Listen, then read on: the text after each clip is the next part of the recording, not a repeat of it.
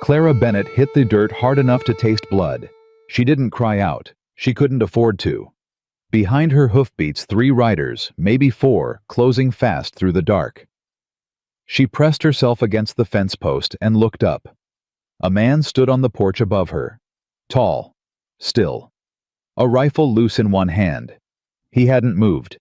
She had one breath left to make him care. "Please," she said. "I'm not asking you to fight my war. I'm only asking you not to let them take me back." If this story already has your heart pounding, subscribe to this channel and follow every part to the end. And drop a comment telling me what city you're watching from. I want to see how far this story travels. Ethan Walker had not spoken to a woman in 14 months. He knew because he counted. Not out of loneliness, out of discipline. Every day without conversation was a day without complications. Every day without complications was a day he stayed alive, stayed solvent, and stayed out of other people's suffering. He had learned that lesson the hard way. Twice. So when he heard something hit the fence post outside at 9:30 on a Tuesday in late August, his first thought was coyote. His second was horse. His third, when he stepped onto the porch with the Winchester loose in his right hand and saw the shape of a woman crumpled in the dirt at the base of his gate, was that the universe had a mean sense of humor. He didn't go to her right away. He stood on the top porch step and listened. Not to her, he could hear her breathing from 12 feet away, ragged and shallow and desperate, but to what came behind her. The dark beyond his gate was the kind of thick that only came this far out from town on a moonless night, and sound traveled different in that dark, carried longer, played tricks. He heard hoofbeats, distant but not distant enough. 3 horses, maybe 4, moving parallel to the road rather than on it. Whoever was riding wasn't in a hurry. They were being careful. Ethan stepped down from the porch.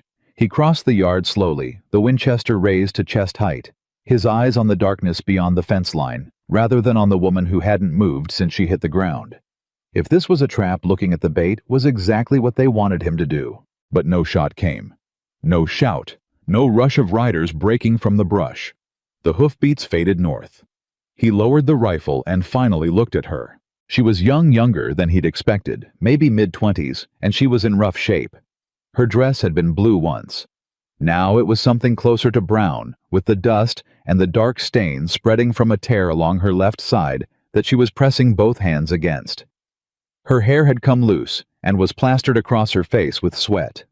One of her boots was missing. She was looking up at him, not crying. He noted that first. He'd seen women cry from fear before, and he understood it didn't think less of it. But this woman wasn't doing that. Her jaw was set. Her eyes were steady and dark, and they were watching him the way you watched a man when you couldn't afford to misread him. "Please," she said. Her voice was hoarse, like she'd been running for a long time and breathing too hard. "I'm not asking you to fight my war. I'm only asking you not to let them take me back." Ethan crouched down to her level. He looked at her hands pressed against her side. He looked at the stain. He looked at her face. "Who are they?" he said. "Victor Caldwell's men." He was quiet for a moment. "How many?" "4 rode out. I only heard 3 coming behind me, so either one turned back or—" She stopped, swallowed. "Or one went around." Ethan looked north along the fence line. He made a decision the way he made most decisions, fast and without ceremony. "Can you stand?" "I can if you give me something to hold." He put his hand out. She took it. She was stronger than she looked when she gripped his wrist. She gripped it like she meant it. But when she put weight on her left leg, her breath hissed out sharp through her teeth, and her whole left side buckled. "Don't," he said, and caught her before she went down again. He didn't think about it. His arm went around her, and he took her weight, and she made a small, involuntary sound that she cut off immediately, like she'd already decided she wasn't going to let herself make that sound, and it had escaped before the decision could stick. "That's a stab wound," he said, not a question. "Wire," she said. "I went through the fence the fast way." There wasn't a gate. There was a man with a gun at the gate. Ethan got her moving toward the house.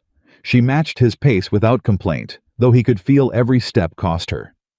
She was limping badly and listing left, and she had one hand pressed back against her side with the focused concentration of someone who had decided that hand was the only thing standing between her and something worse. "You know Victor Caldwell," she said. It also wasn't a question. "Everybody in this part of Arizona knows Caldwell."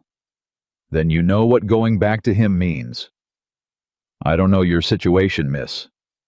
"My name is Clara Bennett." She said it clearly, like she wanted the name on record.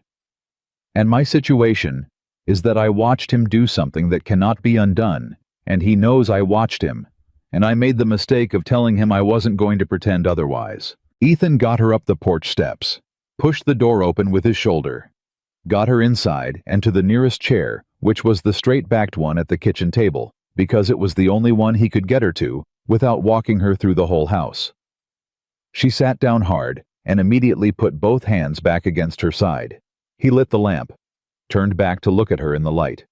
The wound was worse than he'd thought. Not life-threatening, not yet, but deep enough and long enough that it needed cleaning and it needed closing. He'd seen range hands with worse survive without a doctor. He'd also seen men with shallower cuts go septic in 4 days and not survive at all. "I need to clean that," he said. "I know.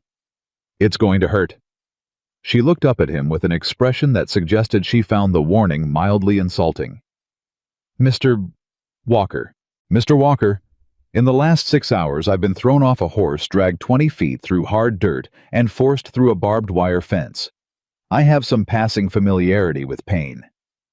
He almost said something to that, decided against it. He went to the cabinet where he kept the medical supplies, bandages, carbolic, a curved needle and thread for the bad cases, and brought them back to the table. He pulled a chair around to face her and sat down. "Hold the lamp," he said.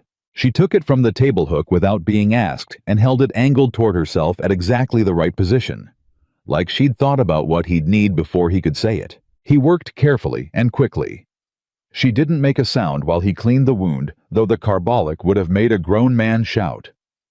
When he began stitching, she gripped the edge of the table with her free hand and stared at the far wall with the focused stillness of someone who had retreated somewhere inside themselves where the pain couldn't follow quite so easily. When he was done and had tied off the bandage, she let out one slow, controlled breath and looked back at him. "Thank you," she said. "Don't thank me yet," he said. "I haven't decided what I'm going to do about your situation." Something flickered across her face. Not fear. Not quite. Something more like a person recalculating. "What are the options?" she said. "Option 1," Ethan said, "is I ride you into town at first light and put you on the morning stage to Tucson. Caldwell has men in Tucson. Option 2 is I ride out to Caldwell's place tomorrow morning and tell him I found you wandering my property and ask him what he'd like done about it." She was very still. "Option 3, he said, "is you tell me the whole truth about what you saw and what you know, and I decide from there." She looked at him for a long moment. The lamp was still in her hand, and the light it threw across her face was warm and unsteady, and it showed him something he hadn't noticed before. The way her expression, which had been guarded and careful since the moment she'd looked up at him from the dirt, shifted by just a fraction. Not trust, not yet, but the consideration of it. "If I tell you the whole truth," she said, "you might send me back anyway." "That's possible. Or you might decide it's easier to turn me over to the law." "Also possible." "And if the law in this county is in Caldwell's pocket?" "Then that would be a complication," he said. She was quiet for a moment. Then she said, "Why should I trust you?" Ethan put down the bloody cloth he'd been holding and looked at her steadily. "You shouldn't," he said. "Not yet. But you came to my gate instead of riding past it. That means you made a decision. I'm giving you the chance to tell me whether you made it for a good reason." Clara set the lamp down on the table. She looked at her hands for a moment, the left one still pressing against her freshly bandaged side, the right one resting on the table edge, and then she looked up. "His name is Randall Pruitt," she said. "He was Caldwell's foreman, past tense because he's dead now. Caldwell shot him 6 days ago in the back room of the Broken Spur for telling 2 of the ranch hands that Caldwell's land deed to the northern quarter section is fraudulent. Ethan didn't move. The original survey, she continued, was done by a man named Chester Ames back in 1871. Chester is also dead. Been dead 8 years, but before he died, he told his daughter what he'd done. That the lines he drew weren't the lines he was paid to draw. That Caldwell paid him to shift the boundary 300 yards east, which is how the creek that feeds half the valley came to sit on Caldwell's land instead of on public range. How do you know this? Because Chester Ames's daughter is my mother, Clara said, and when she died last spring she left me her letters, including the ones Chester wrote her in 1871 explaining exactly what he did and why and how much Caldwell paid him to do it. The kitchen was very quiet. Ethan could hear the horses shifting in the barn. He could hear the wind moving along the eaves. He could hear his own breathing, which had slowed down and steadied the way it always did when a situation went from complicated to something significantly larger. "You told Caldwell you had these letters," he said. "I told him I knew what my grandfather had done, and that I thought the families who'd lost range access because of the false survey deserved to know the truth." She paused. "I was not specific about having documentation." "But he assumed." "He assumed." She looked at him steadily. "I didn't realize how quickly he would move. I thought I had more time to decide what to do. I thought—" She stopped. "It doesn't matter what I thought. What matters is that he sent men to my boarding house that same night, and I wasn't there when they arrived, and I've been moving since." "The letters," Ethan said. "Where are they?" "Safe," she said. "Not on my person." "Where?" She held his gaze. "Mr. Walker, I have been running for 6 days. I have had 1 full meal. I am sitting in a stranger's kitchen with a fresh wound in my side, and 4 men who want to bring me back to a man who killed his own foreman rather than risk the truth getting out. I am going to tell you that the letters are somewhere safe, and I am going to trust that you are intelligent enough to understand why I won't say more than that tonight." There was a silence. Then Ethan said, "Fair enough." He stood up, went to the window, and looked out at the dark for a long moment, checking the fence line by habit. "There's a loft room above the barn," he said. "It locks from the inside. You'll be warmer up there than in the house, and if anyone comes calling in the night, I'll hear them before they get to you." He turned around. "Can you walk that far?" "I can walk," she said, and she said it in a way that suggested that question didn't really need asking. He got her to the barn without incident. She climbed the loft ladder with her jaw set and her knuckles white on the rungs, and didn't ask for help. He handed up the spare blanket from the hook by the stall, and she caught it clean. He started back down the ladder, then stopped. "Miss Bennett." She was already spreading the blanket out on the straw. She looked down at him over the edge. "If Caldwell's men come back tonight," he said, "don't make a sound, don't move. I'll handle whatever comes to the door. But if I need you to stay hidden, you stay hidden, even if it sounds bad. Understood?" She looked at him for a moment with that same careful, measuring expression. "And if it sounds very bad," she said. "Then you stay hidden anyway, and trust me to come back for you," he said. "Can you do that?" She held his gaze for a long moment. "Ask me again once you've given me a reason to," she said. He almost smiled at that. Almost.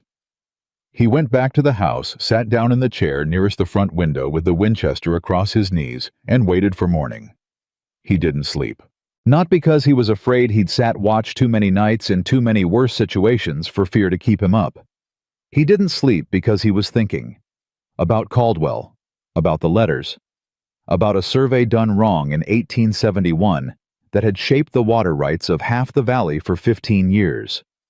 About a woman who'd had every reason in the world to run south toward the border or east toward Tucson, and had instead come through a barbed wire fence and collapsed at the gate of a man she'd never met. People didn't do that by accident. They did it because they'd thought about it, which meant she'd known who he was before she arrived, which meant she'd chosen him specifically. He wanted to know why. Around 3 in the morning, he heard horses again. Closer this time. They came down the main road at a walk, stopped outside his gate for a long few seconds, then moved on. Ethan sat very still and watched the darkness beyond the window. The horses didn't come back. When the first gray light began coming through the glass, he got up, started the stove, and made coffee. He was pouring his second cup when he heard the barn door. He was at the front window in 2 strides, rifle up, before he recognized the sound. Not someone coming in, but someone coming down. The creak of the loft ladder, measured and deliberate.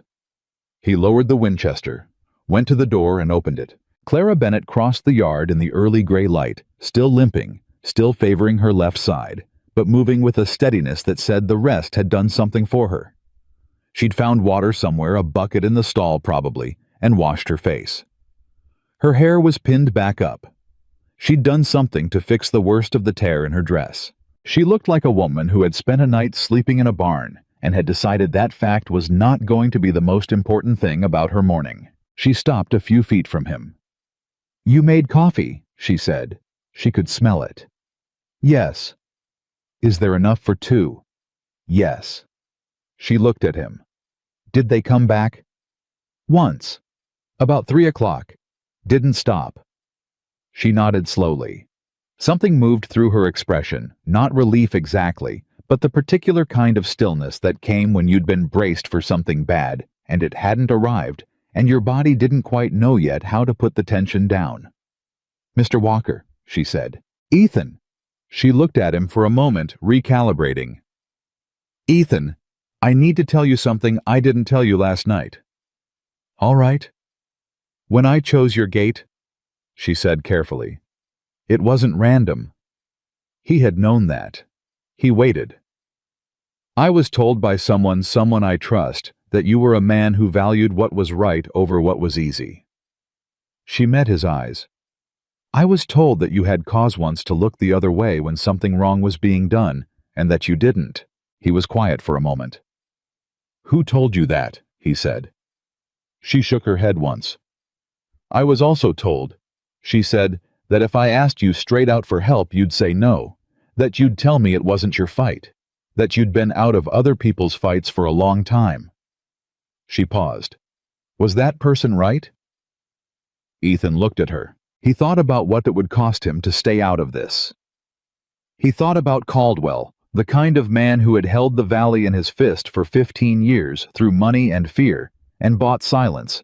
And he thought about a survey done wrong in 1871, and a foreman shot dead for mentioning it, and a woman who'd come through a barbed wire fence, rather than let the truth die with the people who'd known it. He thought about all of that for about 4 seconds. "Come inside," he said. "I'll tell you about it over coffee." Clara Bennett looked at him. Really looked at him the way she'd looked at him the night before from the dirt at his gate, and then she walked past him into the house. The sun came up over the ridge to the east. In town, Victor Caldwell was already awake, and he already knew exactly where she was. Ethan poured the second cup without being asked. Clara sat down at the kitchen table the same way she'd sat down the night before. Straight-backed, both hands visible, nothing about her posture suggesting she intended to be a burden. She wrapped both hands around the cup and looked at him across the table and waited. He respected that. The waiting. Most people couldn't do it. "You said someone told you about me," he said. "I want the name." "I said I trusted that person," she said. "I didn't say I'd give you the name." "Miss Bennett." "Clara," he stopped. "You told me to call you Ethan," she said. "It goes both ways." He leaned back in his chair and looked at her. The morning light was coming through the east window now, and it showed him things the lamp had hidden. The night before, the dark circles under her eyes that said she hadn't actually slept much in the loft, the way her left hand kept drifting back toward her bandaged side without her seeming to notice it, the careful way she was holding herself still, so that stillness looked like calm rather than exhaustion. "All right," he said. "Clara, I need to understand what I'm dealing with before I make any decisions, and I can't do that if you're rationing information." "I'm not rationing," she said. "I'm being careful. There's a difference." "What's the difference?" Rationing is when you hold back to keep the upper hand, she said. Careful is when you've made the mistake of trusting the wrong person before, and you're still paying for it. He was quiet for a moment. Who was the wrong person? He said. She looked down at her coffee. His name was Douglas Farr. He ran the land office in Benson. I went to him 2 weeks ago with what I knew, not the letters, just what my mother had told me before she died. I thought if I went through the proper channels. She stopped, pressed her lips together. Douglas Farr sent word to Caldwell before I'd walked 2 blocks from his office. How do you know that? Because a man I'd never seen before started following me within the hour, she said. And because Douglas Farr has been receiving a monthly payment from the Caldwell Ranch for 11 years. I found the record later at the county clerk's office. They weren't even careful about hiding it. Ethan set down his cup. You went to the county clerk's office after you knew Caldwell was watching you. I went before I knew he was watching me that closely, she said. But yes. She met his eyes. I know how that sounds. It sounds like you walked into a room full of loaded guns looking for paperwork. I walked into a room full of men who had no reason to think a woman with a carpetbag and a morning dress was looking for anything more interesting than a property transfer record. Something shifted in her expression, not quite a smile, but the ghost of one. Sometimes being underestimated is the only advantage you have. He thought about that. Then he said, The county clerk, was he clean? His assistant was. She paused. His name is Martin Reese. He's 23 years old and he's been watching Caldwell's payments go through that office since he started working there, and he's been sick about it for 2 years. He copied what I needed and he handed it to me in a Bible. She picked up her coffee again. He's the one who told me about you. Ethan went very still. Martin Reese, he said. You know him. His father ran a small outfit about 12 miles east of here. Caldwell bought the water rights out from under him in 1880. The family lost the ranch inside of a year. He looked at her. Martin was about 13 when that happened. He remembers it, Clara said quietly. He remembers everything. The kitchen was very still. Ethan got up and went to the window. Not because there was anything to see, it was still early enough that the road was empty, but because he needed a moment to put things in order. He'd learned a long time ago that when information started coming in fast and layered, you had to stop and build it into a shape you could hold, or you'd start reacting to pieces of it instead of the whole. What he had was this: a woman carrying documentary evidence of a land fraud that had shaped the water rights of the valley for 15 years. A county land official on Caldwell's payroll. A dead foreman. 4 riders who had come within 2 miles of his fence last night and would almost certainly be back. And a 23-year-old county clerk's assistant who had pointed a desperate woman at Ethan Walker because he'd watched his father lose everything to the same man. Where are the letters? He said without turning around. Martin has them, she said. I left them with him before I ran. He has them hidden somewhere in the clerk's office. He said if anything happened to me, he'd find a way to get them to a federal land examiner. Does Caldwell know about Martin? Not yet. Ethan turned around. Then we have a window. She was already looking at him with an expression that said she'd been thinking the same thing. How wide? Not very, he said. Caldwell's not a patient man, and he's not a stupid one. When his riders come back empty-handed, he's going to start thinking about who helped you and why. And he's going to start thinking about who knew enough about his operation to point you in the right direction. He moved back to the table and sat down. What does Martin know about how to reach a federal examiner? He has a name, a man in Prescott who handled land disputes for the territory in '79. He doesn't know if the man is still there. He's not, Ethan said. James Coldwater retired in 1882, but his replacement is a man named Arthur Voss, and he is still there, and he is not on anybody's payroll as far as I know because he is famously unpleasant, and nobody wants to be in business with him any longer than they have to be. He paused. I met him once. We didn't get along well, but I believed him when he told me he took land fraud personally. Clara stared at him. How do you know all of this? Because I spent 3 years working for the Territorial Land Survey Office before I bought this ranch, he said. And because what happened to Martin Reese's father was not the first time Caldwell's survey lines didn't match the original records. The silence stretched out. Then Clara said very carefully, "You already knew." "I knew something wasn't right," he said. "I didn't know what I know now. There's a difference." He looked at her evenly. "I also didn't have letters written in Chester Ames's own hand explaining exactly what he did." "Why didn't you do anything about it when you suspected—" He was quiet for a moment. "Because suspicion isn't evidence," he said. "And because the last man who went up against Victor Caldwell on a suspicion ended up face down in a creek that happened to be on Caldwell's property." He looked at his hands on the table. His name was Frank Devlin. He was a deputy out of Tombstone. He'd been asking questions about the original survey for about 6 weeks. Clara didn't say anything. "That was 4 years ago," Ethan said. "After that, people stopped asking questions. But not you." "I stopped working for the land survey office," he said. "Bought this ranch. Kept my head down." He looked up. "Does that answer your question about why I didn't do anything?" She held his gaze. "It answers what you did," she said. "Not why." He looked at her for a long moment. Then he said, "I had a family then. A wife, a daughter." He said it flatly without preamble.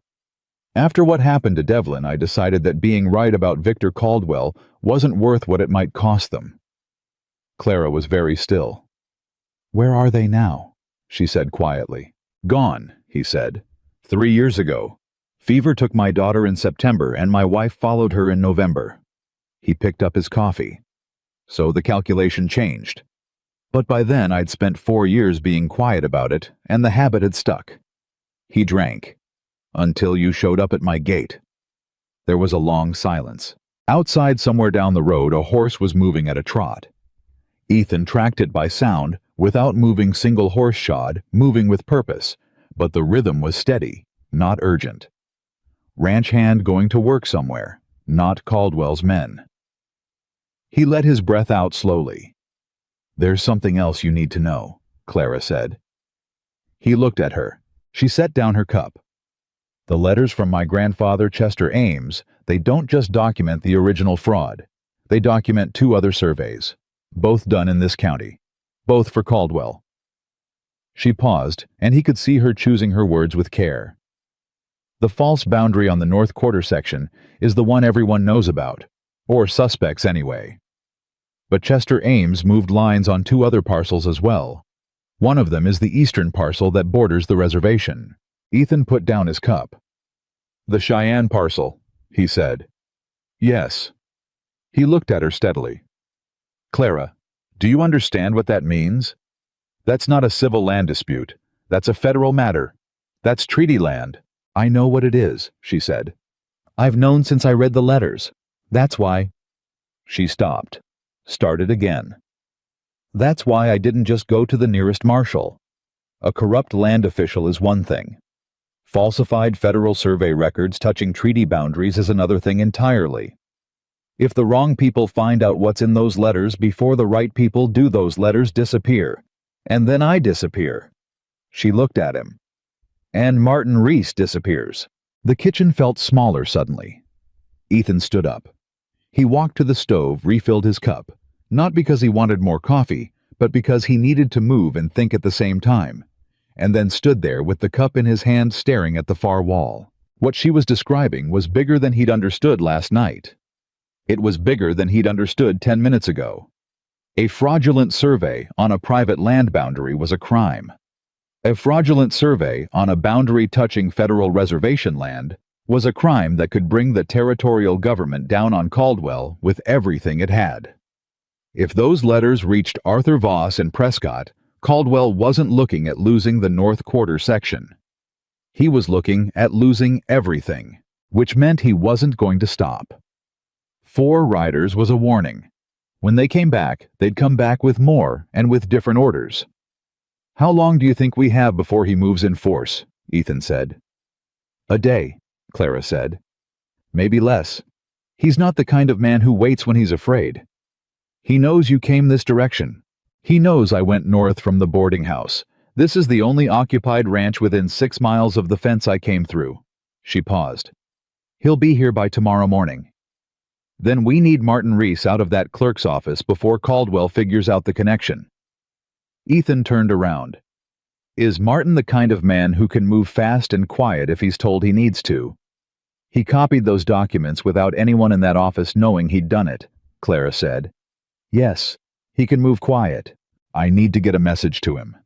You can't ride into town. Caldwell will have people watching for anyone connected to me. I don't have to ride in, Ethan said.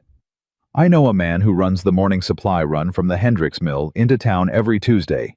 He's not connected to me officially, and he owes me a favor from 2 years back. He set down his cup. I can have him carry a message to Martin before noon. Clara looked at him. You're going to help me, she said. It wasn't quite a question. I'm going to help you get those letters to Arthur Voss in Prescott, he said. After that, it's in federal hands, which is the only place Caldwell can't reach. She held his eyes for a long moment. Something moved through her expression, not the relief he'd expected, but something more complicated. Something that looked like a person who had been carrying something alone for a very long time, suddenly having someone offer to take the other end of it, and not quite knowing yet whether they could let themselves put the weight down. Why? She said. He looked at her. I told you about Frank Devlin. You told me about him, she said. That's not the same as telling me why. He was quiet for a moment. Because I told myself for 4 years that I couldn't afford to do the right thing, he said. And then the things I was protecting were gone, and I'd spent 4 years doing nothing for nothing. He held her gaze. I'm done doing nothing. She looked at him for a long time. Then she nodded once with a finality that said the question was settled, and they were moving on. What do you need me to do? She said. Stay out of sight, he said. Don't go near the road. Don't go near the fence line. He moved toward the door. And if you hear horses coming fast from the south before I'm back, you take the gray mare in the second stall, and you ride north toward the canyon road. There's a homestead about 8 miles up woman named Ruth Aldridge. She runs it alone. Tell her I sent you. She'll keep you safe. Clara stood up from the table. You know an awful lot of people for a man who lives alone and avoids conversation. I said I avoided conversation, he said. Not people. He went out the door. The message got to Martin Reese by 10 o'clock. Ethan knew this because Martin Reese rode up to his gate at 11:45 on a borrowed horse with a saddlebag over one shoulder and a look on his face, like a man who had made a decision he wasn't completely sure about and was resolved to live with it anyway. He was thin, fair-haired, with the careful eyes of someone who spent his days reading documents and not missing things. He had the letters in an oilskin pouch in the saddlebag, which he handed over without preamble the moment Ethan got the gate open. I told them I was sick, he said. Whether that buys me 1 day or 2 before anyone notices I'm not coming back, I don't know. Did anyone see you leave? Not on the road I took. He looked around the yard. Is she here? Is she all right? She's here, Ethan said. She's all right. Martin let out a long breath that said he'd been holding it since he got on the horse.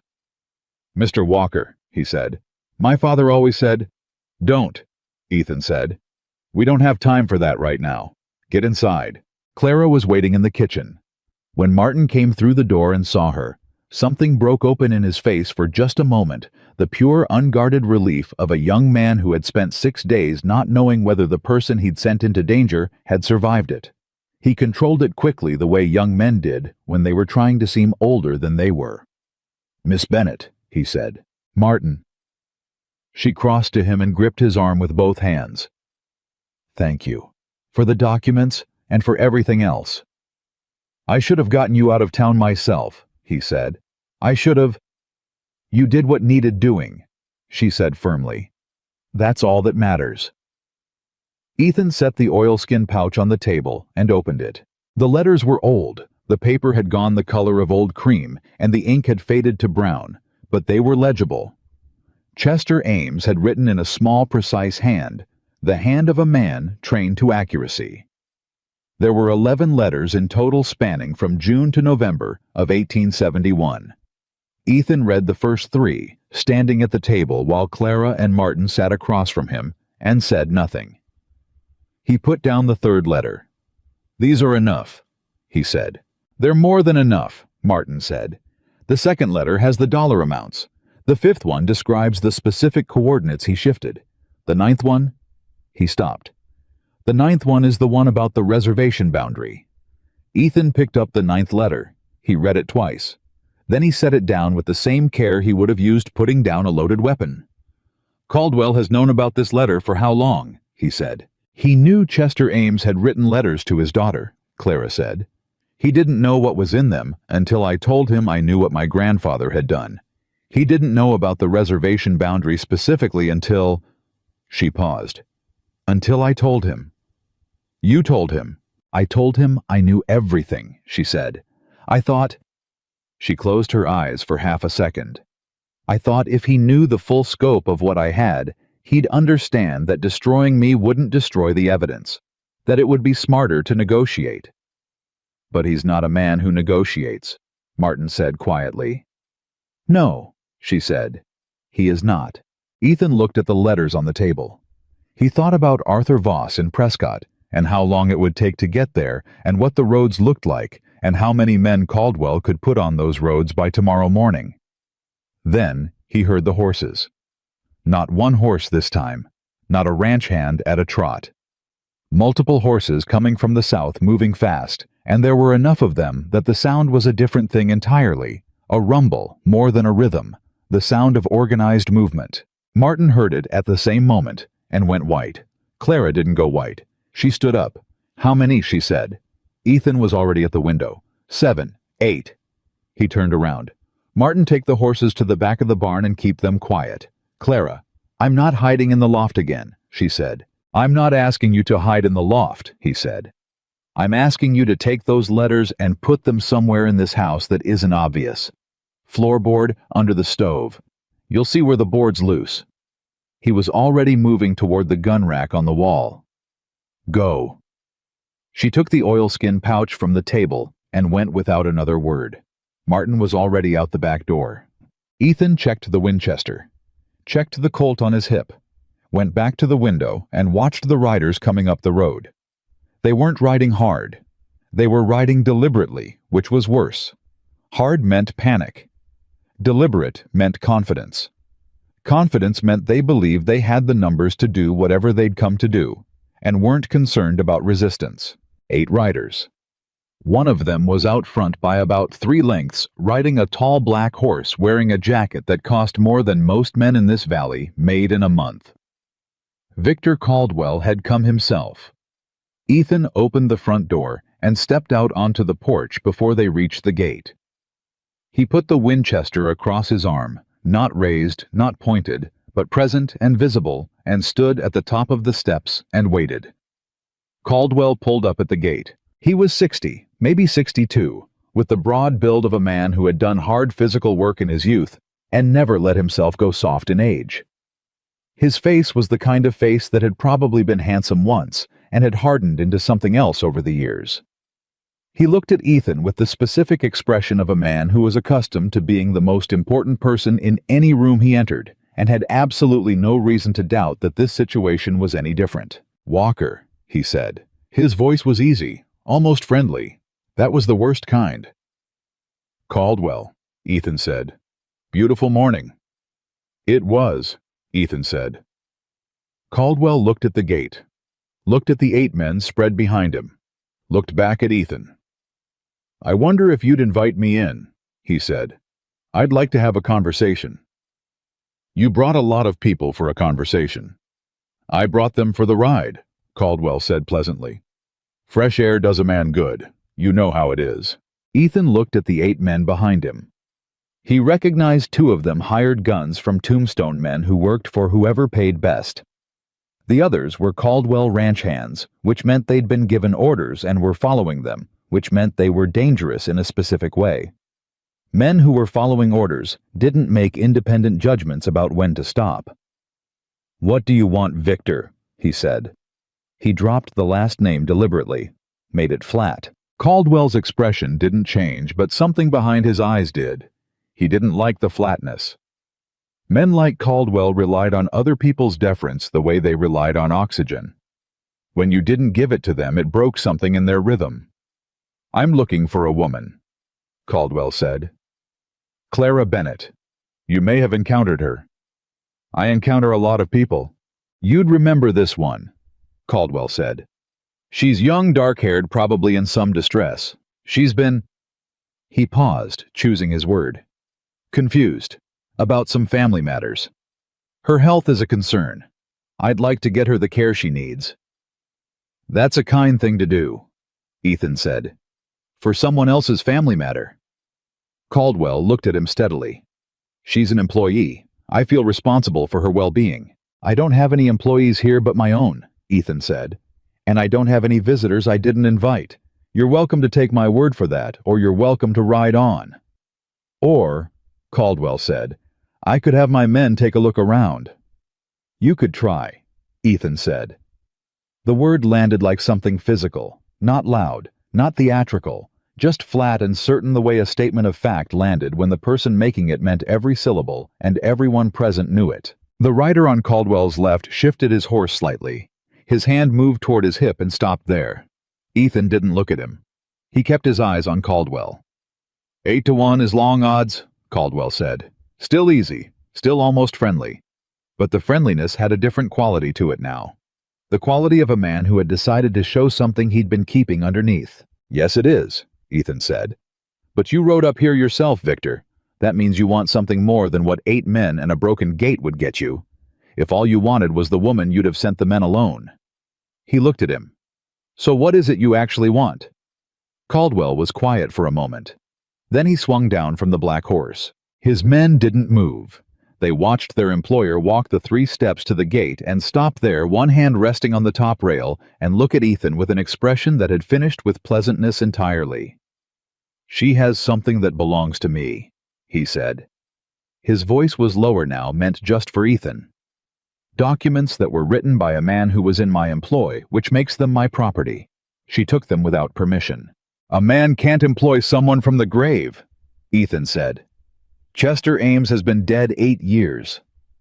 The change in Caldwell's face was fast and then controlled just as fast, but Ethan caught it. The quick widening of the eyes. The half-second of pure calculation. He knows I know. You're further along in this than I gave you credit for, Caldwell said. I'm exactly as far along as a man gets when someone shows up at his gate looking for help, Ethan said. I asked questions. She answered them. That's how conversations work. Walker. Caldwell's voice had changed entirely now. The ease was gone. What replaced it wasn't anger. Anger would have been easier. What replaced it was the calm certainty of a man stating a business position.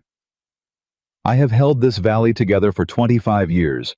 The water that feeds your stock, the road your supply wagon uses, the peace that lets you run your horses without looking over your shoulder, all of that exists because of the order I maintain. He looked at him. What this woman is carrying would undo 25 years of that order. You understand what that means for everyone here. I understand what it would mean for you, Ethan said. It means the same thing. No, Ethan said. It doesn't. Silence. A horse shifted somewhere behind Caldwell. Wind moved somewhere. Hand her over, Caldwell said quietly. Hand her over and the documents, and I'll consider this matter settled between us. You keep your ranch, you keep your horses, you keep everything you've built here, and this conversation never happened. Ethan looked at him. He thought about Frank Devlin face down in a creek. He thought about Martin Reese's father watching his land dry up and blow away because the water had been legally taken from him by a survey line that was a lie. He thought about a woman who had come through a barbed wire fence rather than let the truth die with the people who'd known it. She's not here, he said, and even if she were, the answer would be no. Caldwell stared at him. Then he said very quietly, You're making a mistake. Wouldn't be the first one, Ethan said. For a long moment, nobody moved. Then Caldwell turned and walked back to his horse. He mounted without hurry. He gathered his reins. He looked back at Ethan one more time with an expression that had finished with everything but what it was. the expression of a man who had decided that a problem was going to be solved the way problems got solved when talking was done. "I'll be back, Walker," he said. "I'll be here," Ethan said. He watched them ride south. He stood on the porch with the Winchester across his arm, and he watched them until the sound of their horses was gone entirely. And then he stood there a while longer anyway, because the silence that followed a threat was never quite the same as regular silence. The door opened behind him. Clara came out and stood beside him. He hadn't heard her on the stairs. She was quiet on her feet in a way that suggested she'd had practice. "He knows what's in the letters," she said. "He knows about Chester Ames," Ethan said. "Which means he knows we know. The documents what they cover." He paused.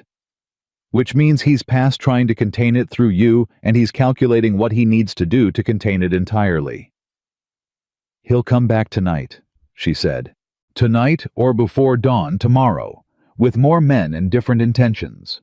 He turned to look at her. "We have maybe 12 hours to get those letters out of this county." Clara held his gaze. The morning sun was full on her face now, and it showed him the same thing it had shown him when the lamp was in her hand the night before, the steadiness behind her eyes. That wasn't the absence of fear, but was something better. The decision made and held not to let fear be the thing that made her choices. "Then we should stop standing here," she said. He almost said something, decided against it. Martin came around from the back of the barn leading his horse and moving fast. "I heard all of it," he said. "What do we do?"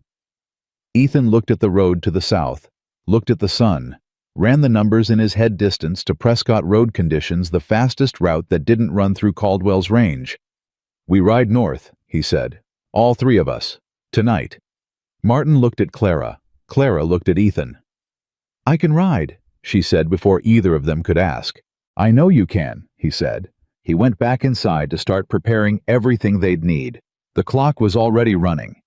And somewhere south of that fence line, Victor Caldwell was giving new orders. They rode out at 8:30 that night.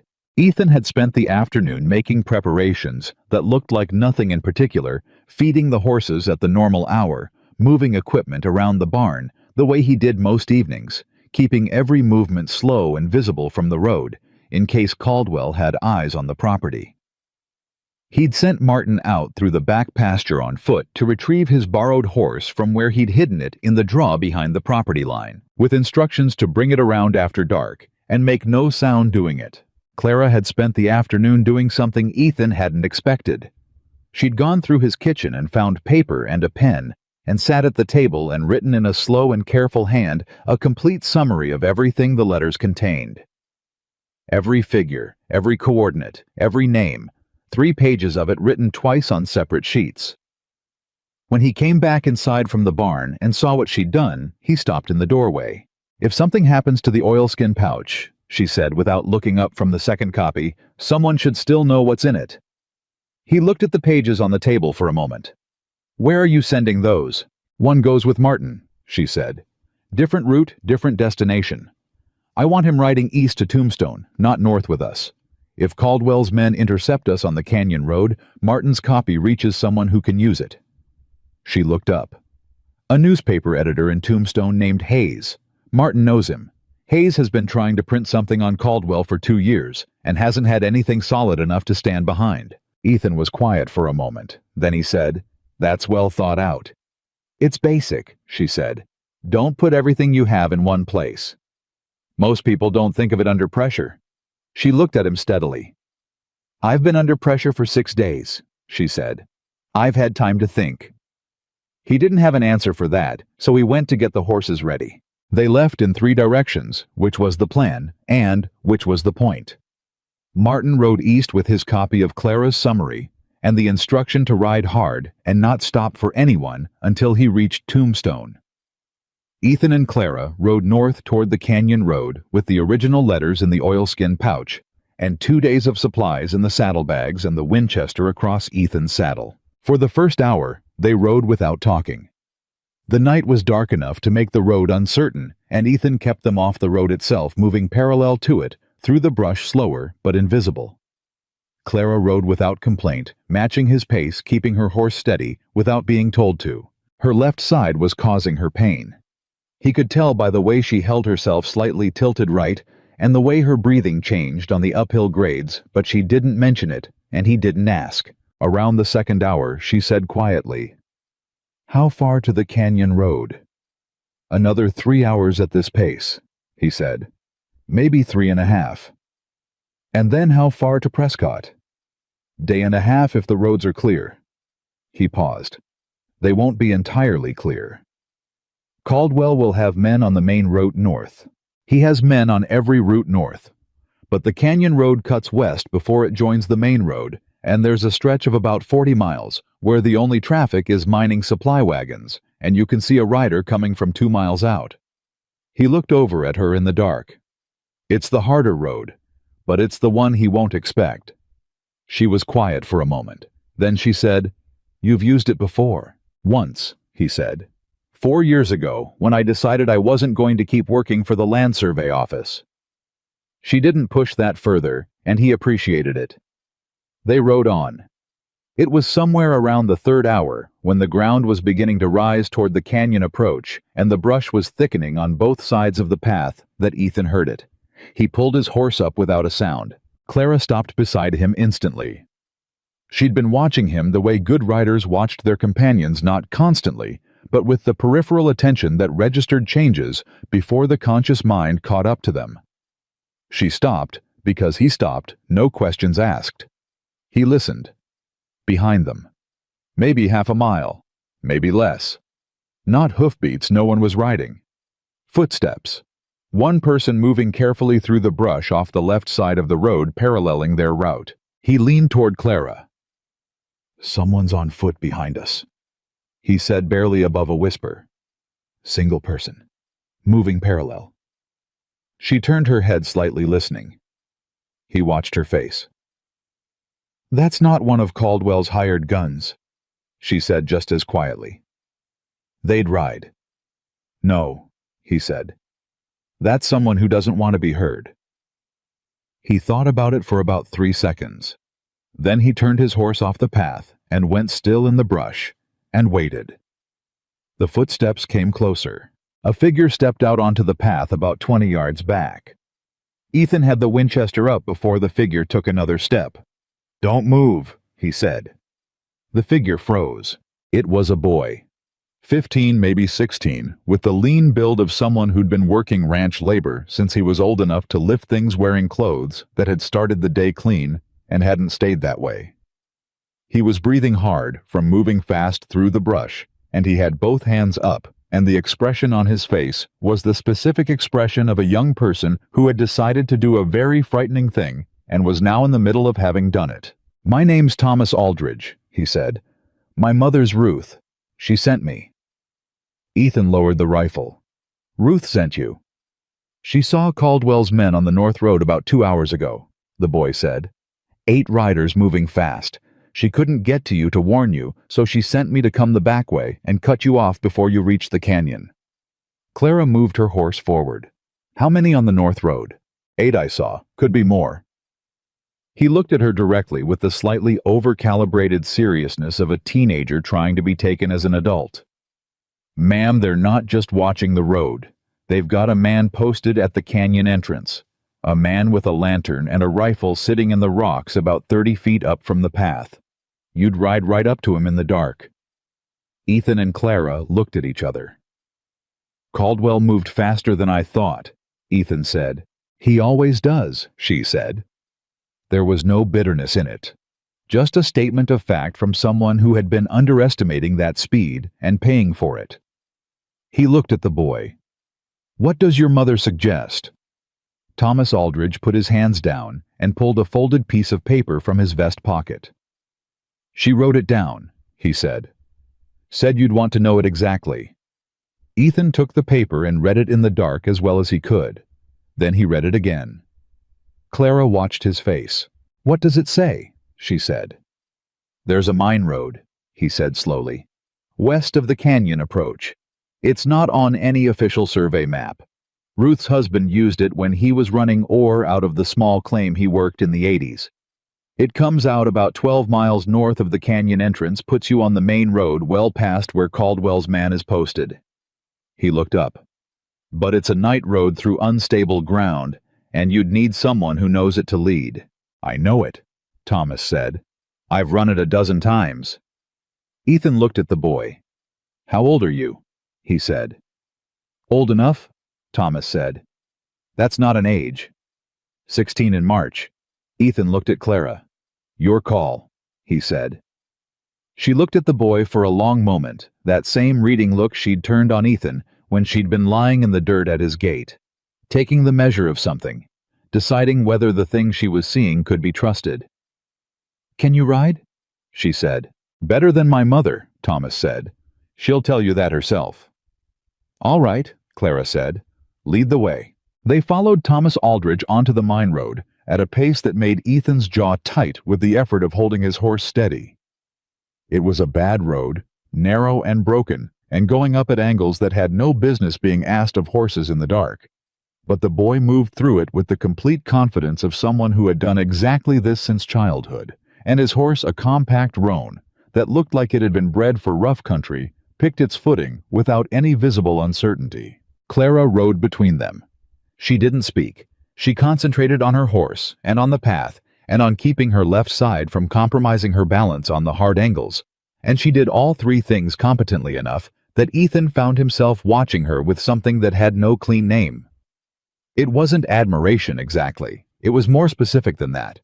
It was the recognition of someone doing a hard thing well and not asking anyone to notice. They were about 40 minutes up the mine road when Thomas pulled his horse up sharply. Ethan came up beside him. What? Light, Thomas said quietly. Up ahead, left side. Ethan looked. There was a fire. Not a campfire, a lantern set on a rock about 100 yards ahead at a place where the mine road crossed briefly into open ground before ducking back into the brush. And beside the lantern, two shapes. Men sitting, not moving. That's not on this road, Thomas said low and tense. Nobody knows this road. Caldwell does, Clara said.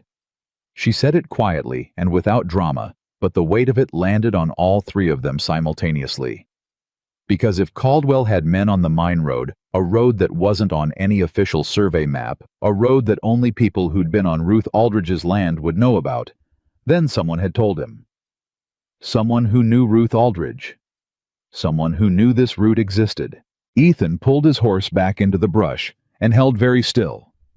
He thought about the sequence of it. Ruth Aldridge had seen Caldwell's men on the North Road and had sent her son to warn them. That part had happened. That part was real. But if Caldwell also had men on the mine road, one of two things was true: either someone had talked, or Ruth Aldridge's warning had been designed to move them onto this road where Caldwell was already waiting. He looked at Thomas. The boy was staring at the light with an expression that was pure shock. The open, unguarded look of someone who had not known this would be here, and whose body was still processing the information. It was not a performance. Ethan had been looking at people's faces for long enough to know the difference between surprise that was real and surprise that was constructed, and this was real, which meant someone else. Someone who knew Ruth, or knew the road, or had been watching Ruth's property closely enough to see her son ride out. "How many men does your mother have on the homestead?" he said. Thomas turned to look at him. The shock was converting into something else now. The particular fear of a teenager who had just understood that a situation was worse than he'd been told. "Just her," he said, "and our hand Diego. He's been with us 5 years." "Diego know this road?" "Yes, but he wouldn't—" Thomas stopped. "He wouldn't." "I'm not saying he would," Ethan said. "I'm saying someone knew we'd be on it." Clara had been very quiet. Now she said, "How many men at that light?" "2 I can see," Ethan said. "Can we go around them?" He looked at the ground. The open stretch was maybe 60 yards wide. "Not on horseback without them hearing us. On foot maybe, but we can't take the horses." "We need the horses." "I know." She looked at him. "Then what?" He thought about it. 2 men, a lantern, an open stretch they couldn't bypass, and couldn't cross without being seen. Caldwell's man at the canyon entrance behind them, 8 riders on the north road ahead. The net was tightening, and it had been tightening since before they'd left the ranch, which meant Caldwell had planned this with more patience and more resources than Ethan had given him credit for. He felt for just a moment the particular cold clarity that came when a situation had narrowed to a point, when the options had reduced themselves to something very small and very specific, and the only question was whether you could execute. "Thomas," he said, "ride back down the road 50 yards and make noise. Not a lot. Just enough. Like a horse that's spooked at something in the brush." Thomas stared at him. "You want me to draw their attention. I want you to give them something to look at that isn't us," Ethan said. "Can you do that without getting yourself shot?" The boy squared his jaw in a way that looked so much like his mother that Ethan felt it. "Yes, sir," he said. "Give us 2 minutes first."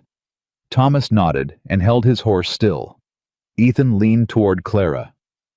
"When those men turn toward the sound, we cross at a walk. No faster. Fast movement catches the eye. A walk in the dark looks like shadow. And if they don't turn," she said. "Then we improvise," he said. She looked at him for a half second with an expression that said she had thoughts about the specific quality of that plan, but she kept them to herself and turned her horse toward the open ground and waited. Ethan counted to 120 in his head. Then from behind them came the sound of a horse throwing a fit, hooves on rock, the sharp exhale of an animal that had decided something nearby was unacceptable, the creak of saddle leather. Thomas was good at it. It sounded completely real. The 2 men at the lantern stood up. Both of them turned toward the sound. "Now," Ethan said. They walked their horses across 60 yards of open ground at the careful, unhurried pace of people who were part of the dark and had no reason to be otherwise.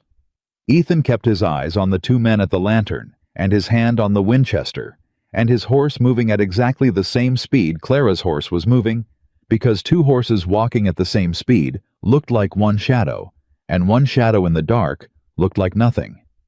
They reached the brush on the far side. Ethan exhaled. He hadn't realized he'd stopped breathing. Behind them, the sound of Thomas's performance died down. A few seconds later, the boy came through the open stretch at a canter past the lantern position, before the 2 men had fully turned back around and pulled up beside them in the brush, breathing hard and grinning with the wild, involuntary grin of a 16-year-old who had just done something genuinely dangerous and survived it. "That worked," he said, like he hadn't been completely sure it would. "Don't celebrate yet," Ethan said. "Ride." They rode hard for the next hour. The mine road came out where Ruth had said it would onto the main north road, well above the canyon entrance, and the moment they hit the main road, Ethan pushed the pace up. The horses were tired but sound, and the north road was empty at this hour. Empty and dark and long stretching ahead of them, with the particular quality of a path that felt like it might go on forever. Clara rode hard without flinching. Her left side was hurting badly. Now he could hear it in her breathing when they took the rougher sections. But she didn't ask to stop, and she didn't slow down. And when he glanced over at her in the dark, her face was set with the same focused, forward-looking expression it had worn since he'd first seen it in the lamplight of his kitchen. After a while, she said, "Are we going to make it?" "Ask me in the morning," he said. "I'm asking you now." He looked over at her. "Yes," he said. "We're going to make it." She nodded once and rode on. They pushed through until 2 in the morning and then stopped at a dry creek bed to rest the horses. Ethan stood watch while Clara and Thomas slept or tried to sleep in the way people tried when too much adrenaline was still moving through them. Thomas went out fast with the clean immediacy of youth. Clara lay still with her eyes closed for a long time, and he couldn't tell whether she was sleeping or just resting or thinking, and he didn't disturb her to find out. Around 3, she opened her eyes and looked at him across the creek bed. "You should sleep," she said. "I'll watch." "I'm fine." "You've been awake since before I arrived at your gate," she said. "That's more than 30 hours." "I've done more," he said. "I don't doubt it," she said. "Sleep anyway. I'll wake you if anything moves." He looked at her for a moment. Then he leaned back against the creek bank and closed his eyes. He didn't sleep deeply. Never did in the field. Never had. but he dropped into the half-rest that was almost as good the light monitoring suspension, where his body recovered and his mind stayed just below the surface. Aware, ready to come back fast if he needed to. He came back fast, Clara's hand on his arm, not shaking him, just pressing firm and certain the way you touched a man you needed to wake up without startling. He was upright with the Winchester in his hand before he was fully conscious. "Road," she said quietly. "South. Coming fast." He heard it immediately. Hoofbeats fast, and multiple coming from the south. Too many for a coincidence. Too fast for travelers. He looked at Thomas. The boy was already awake, already up, already moving toward his horse, with the quick efficiency of someone who had been sleeping lightly because he'd been trained to. "How far to the first town?" Clara said. "Millerton," Ethan said. 6 miles north. "Is there law in Millerton?" "There's a sheriff, name of Beaumont. He's honest." "You sure?" "As sure as I am about anything," he said. "He's the one who told me about Arthur Voss."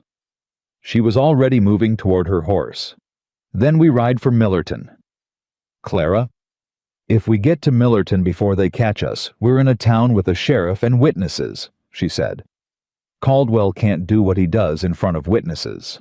She was right.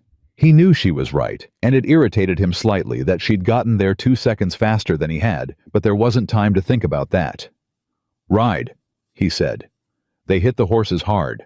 6 miles at a full run was 6 miles, and behind them the sound of pursuit was getting louder, and Ethan did the math while he rode, and the math was not comfortable. They were tired horses, and fresh pursuit, and 6 miles was a long way to stay ahead. But they were also lighter 3-riders to what sounded like 5 or 6, and the road was straight, and Thomas Aldridge rode like the ground was something that happened to other people. Clara rode beside Ethan and slightly ahead. Her horse had more left in it than his. She'd been managing her animal all night with the careful economy of someone who thought 3 miles ahead, and she used what she'd saved, now pushing into the space in front of him and extending the gap between them and the riders behind. 4 miles out from Millerton, Ethan heard a rifle shot. It wasn't aimed at them. It hit the road to his right and sent a spray of dirt across his horse's legs, and the horse screamed and lurched, but didn't go down. Warning shot, which meant they wanted to stop them, not kill them, which meant Caldwell still needed something from them. The letters, or a confession, or both. Clara's horse was pulling ahead. Ethan pushed his harder. 2 miles out, Thomas shouted something from his left. Ethan looked. 3 riders had come out of the brush on the west side of the road and were cutting across at an angle, riding to intercept rather than pursue. They were going to reach the road about a mile ahead. They were going to cut them off before Millerton. He processed this in the 2 seconds he had to process it. Then Clara said loudly and clearly, "Don't slow down." She was looking at the 3 riders cutting across. "They'll reach the road before us," he said. "I know," she said. "Don't slow down." He looked at her face. She was focused entirely forward, watching the angle, calculating something, and whatever she was calculating had produced a certainty in her expression that was not reckless and was not desperate, but was something else entirely. Was the specific face of a person who had run out of retreating and had decided that the only direction left was through. He trusted it. He didn't slow down. The 3 riders hit the road 40 yards ahead and pulled their horses across to block it. They had their weapons out. They were shouting. He could hear the words, "Now stop, stop, now you're done." He didn't slow down. Clara didn't slow down.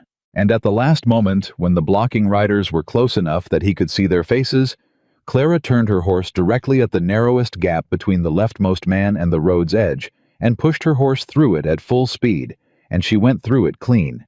And Ethan was 6 feet behind her and went through it the same way. And Thomas was behind him, and the roan horse went through it like it was exactly the kind of thing it had been born for. 2 of the 3 blocking riders wheeled to follow. The 3rd had gone sideways when Clara's horse came through and was fighting his animal back under control. Ethan looked back over his shoulder. 2 behind them, 4 or 5 from the original pursuit closing. And ahead were the first lights of Millerton. He rode for those lights with everything his horse had left. They came into the main street at a full run, and it was the sound of them that brought people out, the particular sound of horses that had been running hard for a long time, coming into a town that was mostly asleep. A man came out of the saloon. A woman appeared in an upper window of the hotel. And from the small building at the north end of the street, with the lamp burning in the window, a man came out onto the step with a rifle in his hand and a star on his chest. Ethan pulled up in front of him. "Beaumont," he said. He was breathing hard from the riding or maybe from something else. "I need 2 minutes of your time." Sheriff Beaumont, 50, built like someone who had stopped having to prove himself 20 years ago and had been comfortable with that ever since, looked at Ethan. Looked at Clara. Looked at Thomas. Looked at the riders coming in fast from the south end of the street, 8 or 9 of them pulling up short when they saw the star. "You've got 1 minute," he said. "Talk fast." Clara Bennett has documentary evidence that Victor Caldwell falsified land survey records in 1871, Ethan said. 3 separate parcels. One of them borders federal reservation land. We're trying to get those documents to Arthur Voss in Prescott. Beaumont looked at Clara. "Is that right, miss?" "The letters are in that saddlebag," she said. She hadn't dismounted. She was sitting straight, despite everything, looking at the sheriff, with the clear, steady gaze she brought to every situation that required someone to believe her. "Chester Ames wrote them to my mother. He describes everything he did, why he did it, and how much he was paid." She paused. "Randall Pruitt was killed because he told Caldwell's ranch hands the North Quarter section deed was fraudulent. I saw Caldwell shoot him." The last sentence landed in the street like something dropped from a height. Beaumont looked at the riders bunched at the south end of the street. His expression didn't change. "Ethan," he said, "get inside." "Beaumont, get inside," he said again, quieter. "All 3 of you, right now." They dismounted. Clara's legs nearly buckled when she hit the ground, but she caught herself on the saddle horn and straightened before anyone could react. Ethan saw it. He didn't comment. He took her arm and walked her toward the door. She allowed it for about 3 steps, then took her own weight back. "I've got it," she said quietly. "I know," he said just as quietly. They went inside. Beaumont came in behind them and closed the door, and through the small front window, Ethan could see the riders at the south end of the street not moving, holding, waiting for direction. The sheriff went to his desk and sat down. "I've been waiting 12 years for something solid enough to stand on," he said. He wasn't looking at any of them. He was looking at the top of his desk. 12 years of watching people get run out of this valley on legal technicalities that smelled wrong. He looked up at Clara. "Let me see those letters." She took the oilskin pouch from the saddlebag she'd carried inside, opened it, put the letters on the desk in front of him. He picked up the first one and began to read. The room was very quiet. Outside, one of the riders at the south end of the street called out something that Ethan couldn't make out. Nobody inside answered. Beaumont read in silence for a long time. He read all 11 letters one by one with the methodical patience of a man who had spent 30 years making sure he had read things correctly before he acted on them. When he finished the last one, he set it down and looked at the wall for a moment. Then he said, "I'm going to send a wire to Arthur Voss tonight." Clara let out one slow breath. "And Caldwell's men outside," Ethan said. "They're welcome to stand in my street," Beaumont said. "They're not welcome to do anything else." He stood up. "You 3 are going to sleep in my back room tonight, and you're going to be here when Voss's response comes in the morning. And if Victor Caldwell wants to walk through that door and tell me different, he is welcome to try." He said it with the flat certainty of a man who had been waiting a long time to say it, and had no intention of walking it back. Ethan looked at Clara. She was looking at the desk where the letters lay. The 11 pages of faded brown ink that her grandfather had written to her mother 54 years ago. Pages that had passed through death and grief and flight and barbed wire, and a night ride through the dark, lying on a lawman's desk in a lamplit room in a frontier town, while riders waited in the street outside. Thomas Aldridge sat down on the bench by the wall and put his face in his hands, not from despair, but from the particular collapse of a person whose body had been running on pure will for hours and had finally received permission to stop. Ethan sat down beside him, put his hand on the boy's shoulder once briefly. Clara didn't sit down. She stood at the window and looked out at the riders in the street, and what was on her face wasn't triumph, and wasn't relief, and wasn't even satisfaction. It was something more durable than any of those things.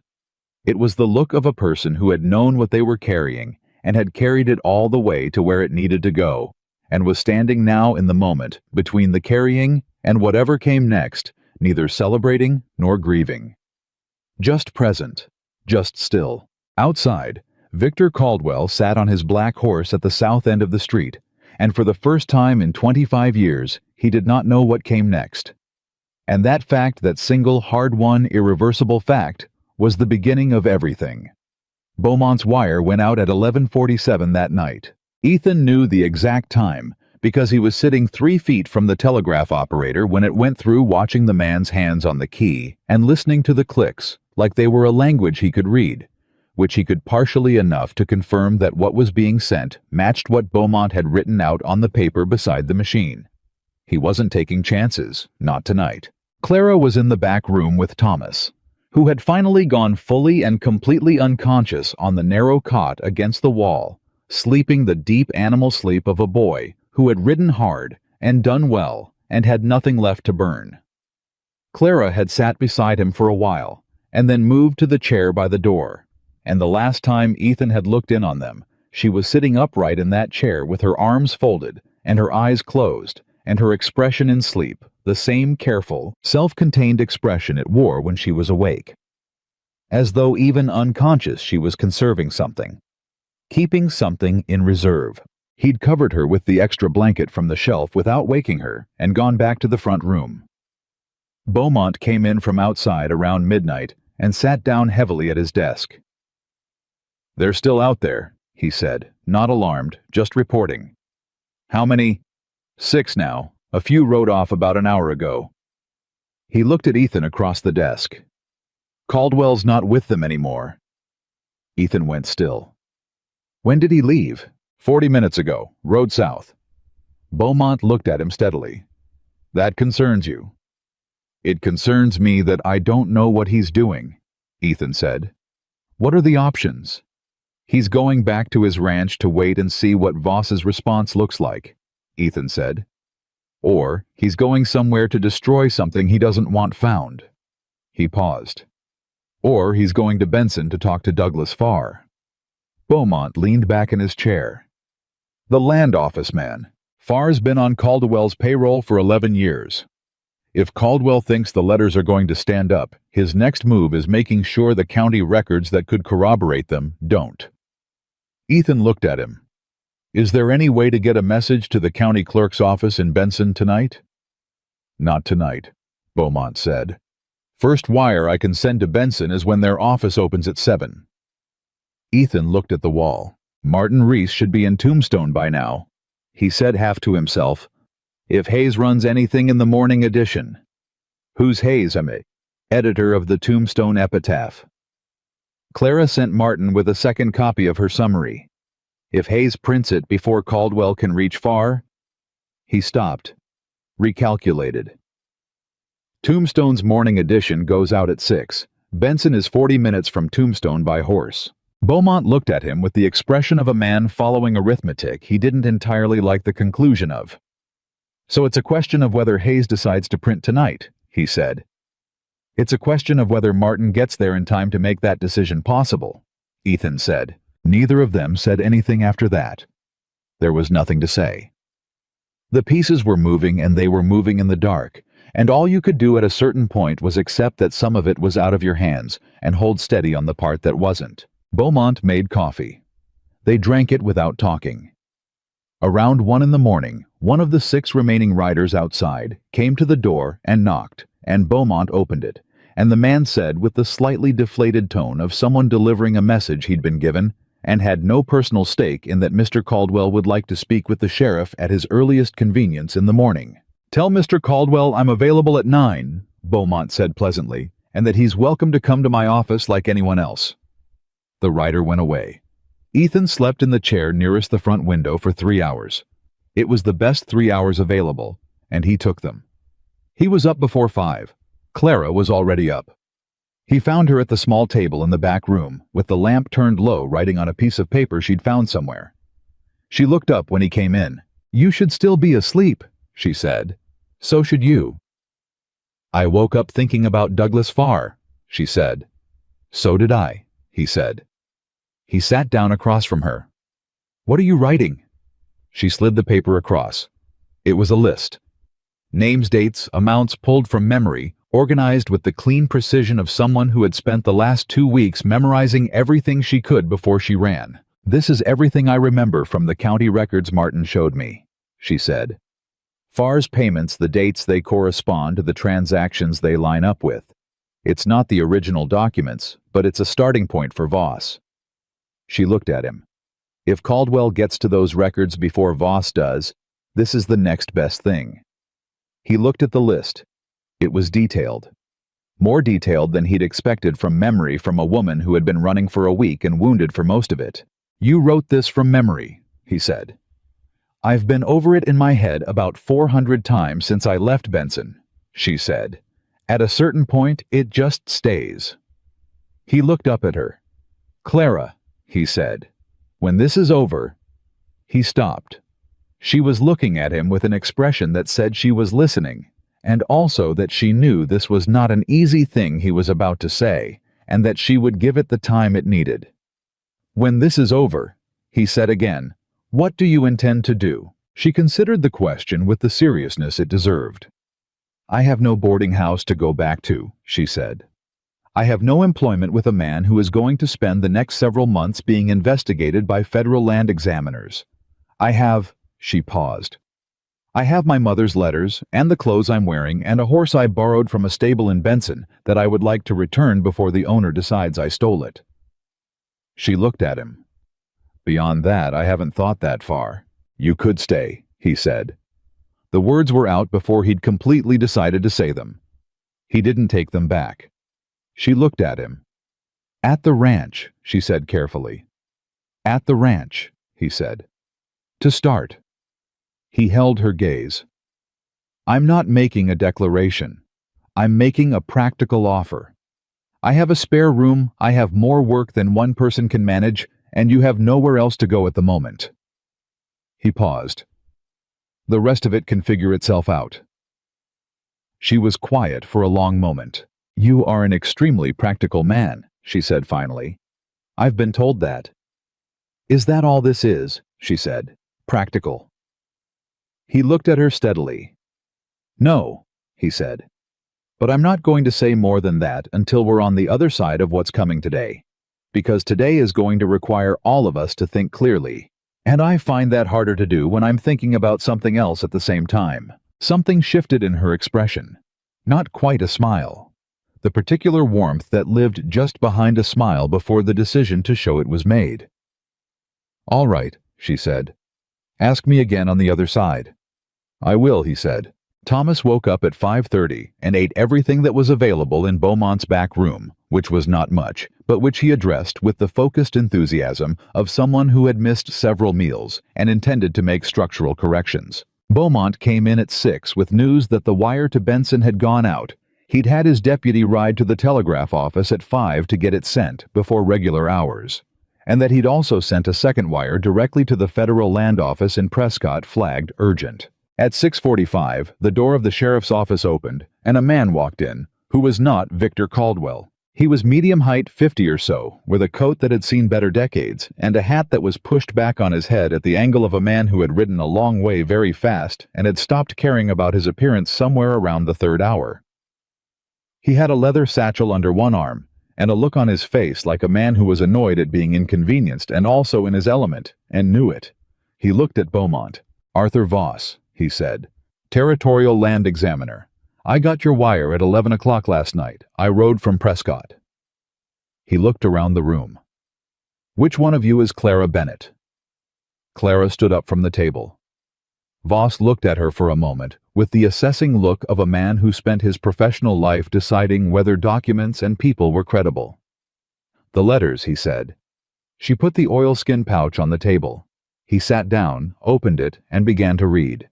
The room was very quiet while he read. Ethan stood by the window and watched the street. Beaumont refilled his coffee. Thomas sat on the bench and tried not to look like he was watching Voss's face for signals. Voss read for 20 minutes without speaking.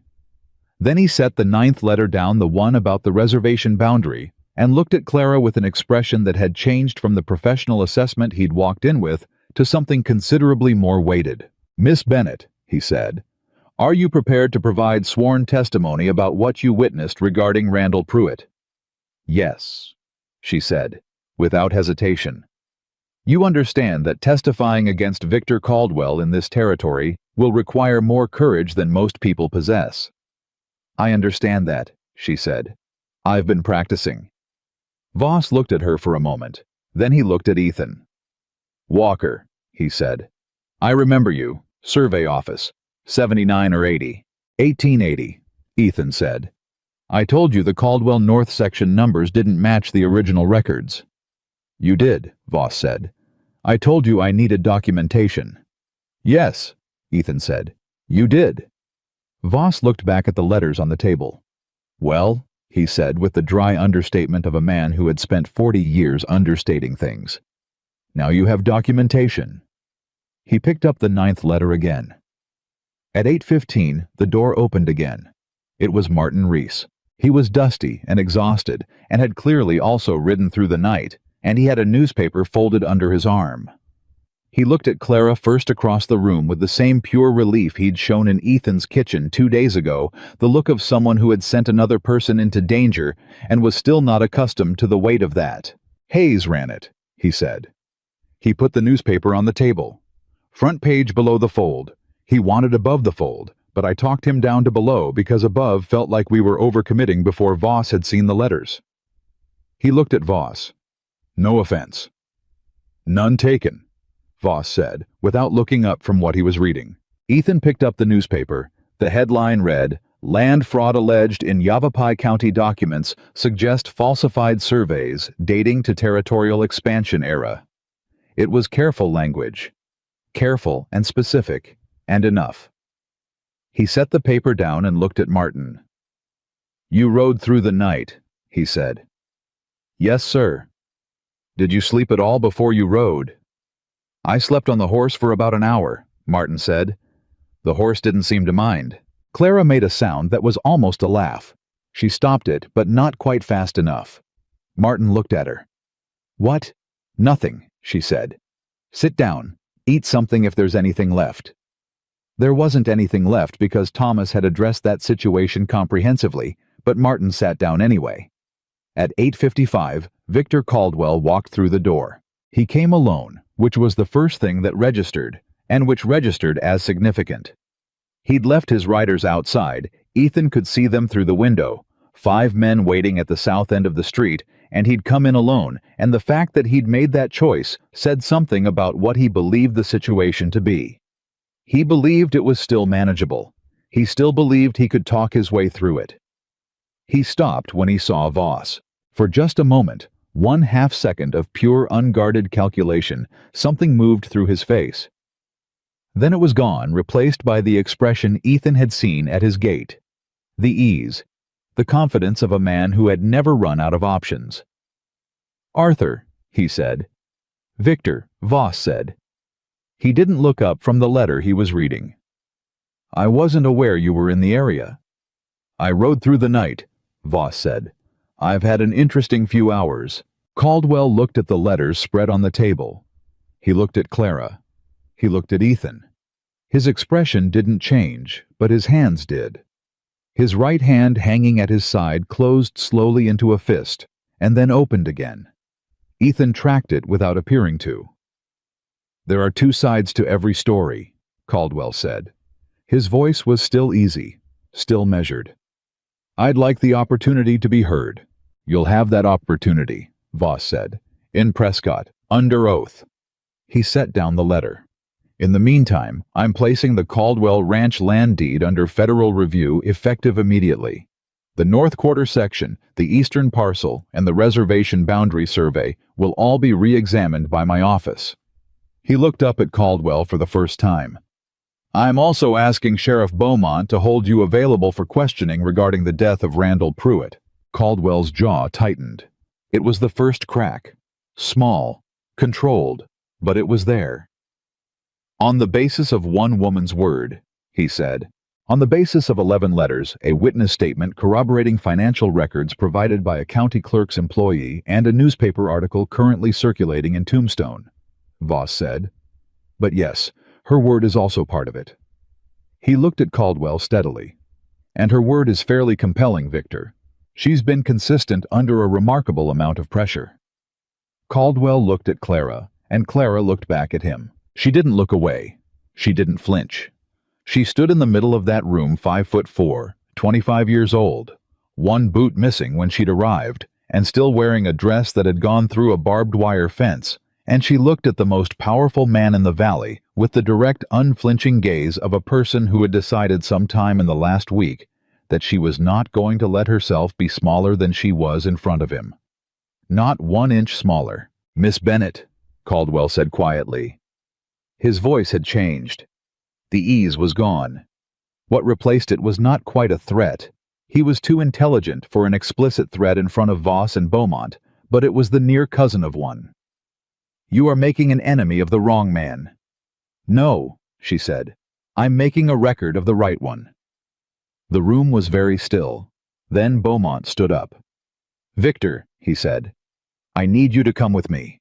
Caldwell looked at him, looked at the room, looked at Ethan last with an expression that had finished with all its layers and reduced itself to what it had always been, underneath the cold fury of a man who had never been told no by someone who meant it, confronting the reality that he was being told no now, and there was nothing he could do about it. He went with Beaumont. The door closed behind them. The room let out a long collective breath. Thomas put his head in his hands again, this time clearly from relief. Martin sat very still at the table, looking at the space where Caldwell had been standing, like he was making sure the man was really gone. Voss began methodically reordering the letters in their proper sequence, with the focused attention of a man whose work had just expanded significantly and who was already organizing it. Ethan looked at Clara. She was still standing in the same spot where she'd faced Caldwell. Her arms were at her sides. Her posture was straight. But up close, and he was close enough now to see it, her hands were shaking. Not from fear. He understood that immediately. They were shaking the way hands shook when the thing you'd been holding yourself rigid against for a very long time had finally passed, and your body understood before your mind did that you could stop holding now. He crossed the room. He didn't touch her.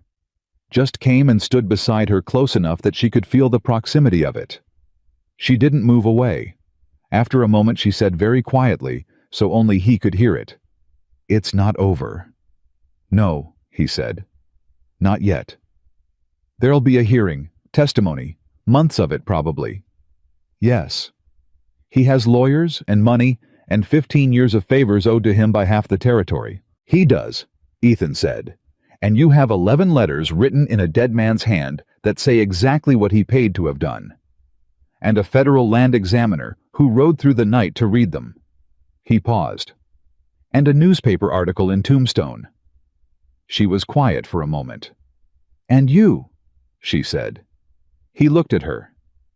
"And me," he said. She nodded, slowly.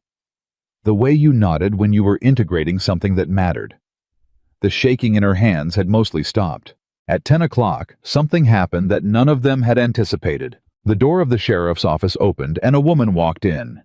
She was 60, maybe 65, with gray hair pulled up tight, and the weathered, capable look of someone who had run a piece of land by herself for a number of years, and had the opinion that most problems could be solved with sufficient directness. She was wearing her good coat, and she was carrying a covered basket, and she looked around the room until she found Thomas. And when she found Thomas, the expression on her face went through about 4 things in rapid succession: relief, anger, love, and then a very deliberate reassembly of composure. "Thomas William Aldridge, Ruth Aldridge said. Thomas stood up. Ma. Sit back down, she said. You look terrible. She set the basket on the table. She looked at Ethan. Well, she said, you made it. Because of your son, Ethan said. She looked at Thomas briefly in a way that contained everything a mother felt about a child who had done something genuinely brave and foolish in that order. Then she turned to Clara. Ruth Aldridge had not met Clara Bennett before this morning. She looked at her now with the same directness she brought to everything, taking her measure with the practiced eye of a woman who had learned to read people the way you read weather fast and without sentiment, because you couldn't afford to be wrong. Then she said, You're the one carrying Chester Ames's letters. Yes, ma'am, Clara said. My husband lost his water rights because of what Chester Ames helped do, Ruth said. It took us 11 years to rebuild to where we are now. We still don't have what we had before. She paused. I'm not telling you that to make you feel responsible. You weren't born yet. I'm telling you so you understand that what you did this week mattered to people you haven't met and won't meet. She held Clara's gaze. Do you understand? Clara held her gaze back. Yes, ma'am, she said. I understand. Ruth nodded once. Then she opened the basket. There's food, she said briskly. Everybody eat something. You all look like you've been ridden hard and put away wet, which I understand you have been. She said it in the tone of a woman who had decided that the most useful thing she could contribute to this moment was practicality, and proceeded to distribute the contents of the basket with the focused efficiency of someone who had been feeding people through difficult situations for 30 years. Voss accepted a biscuit without looking up from his paperwork. Martin ate 3 of whatever was wrapped in the cloth on the left side of the basket in under 4 minutes. Thomas ate with the slightly self-conscious care of a boy eating in front of his mother after a night of doing things she'd sent him to do and was still processing her feelings about. Ethan sat down at the table and ate and looked at Clara across it. She was eating too slowly, with the deliberate attention of someone who had finally given their body permission to acknowledge how depleted it was. The color was better in her face than it had been. The careful set of her jaw had loosened just slightly, just enough. She looked up and caught him looking. Neither of them said anything.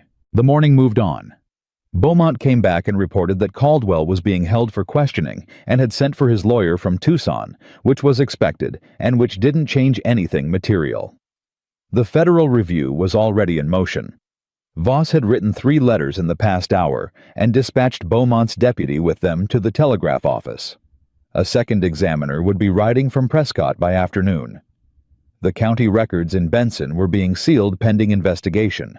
Douglas Farr. The land office man had arrived at his office at 7 that morning to find 2 things waiting for him: the sheriff's notice of records review and a copy of the tombstone epitaph. He had, according to Beaumont's deputy, who had delivered the notice and watched what happened next, sat down very heavily in his chair and not moved for approximately 10 minutes. He had then asked whether he could speak to someone from the Federal Land Examiner's office about a cooperative arrangement. When Voss heard this, he looked up from his papers for the first time in an hour. Tell him yes, he said, and tell him to start writing down everything he remembers in order beginning with the first payment.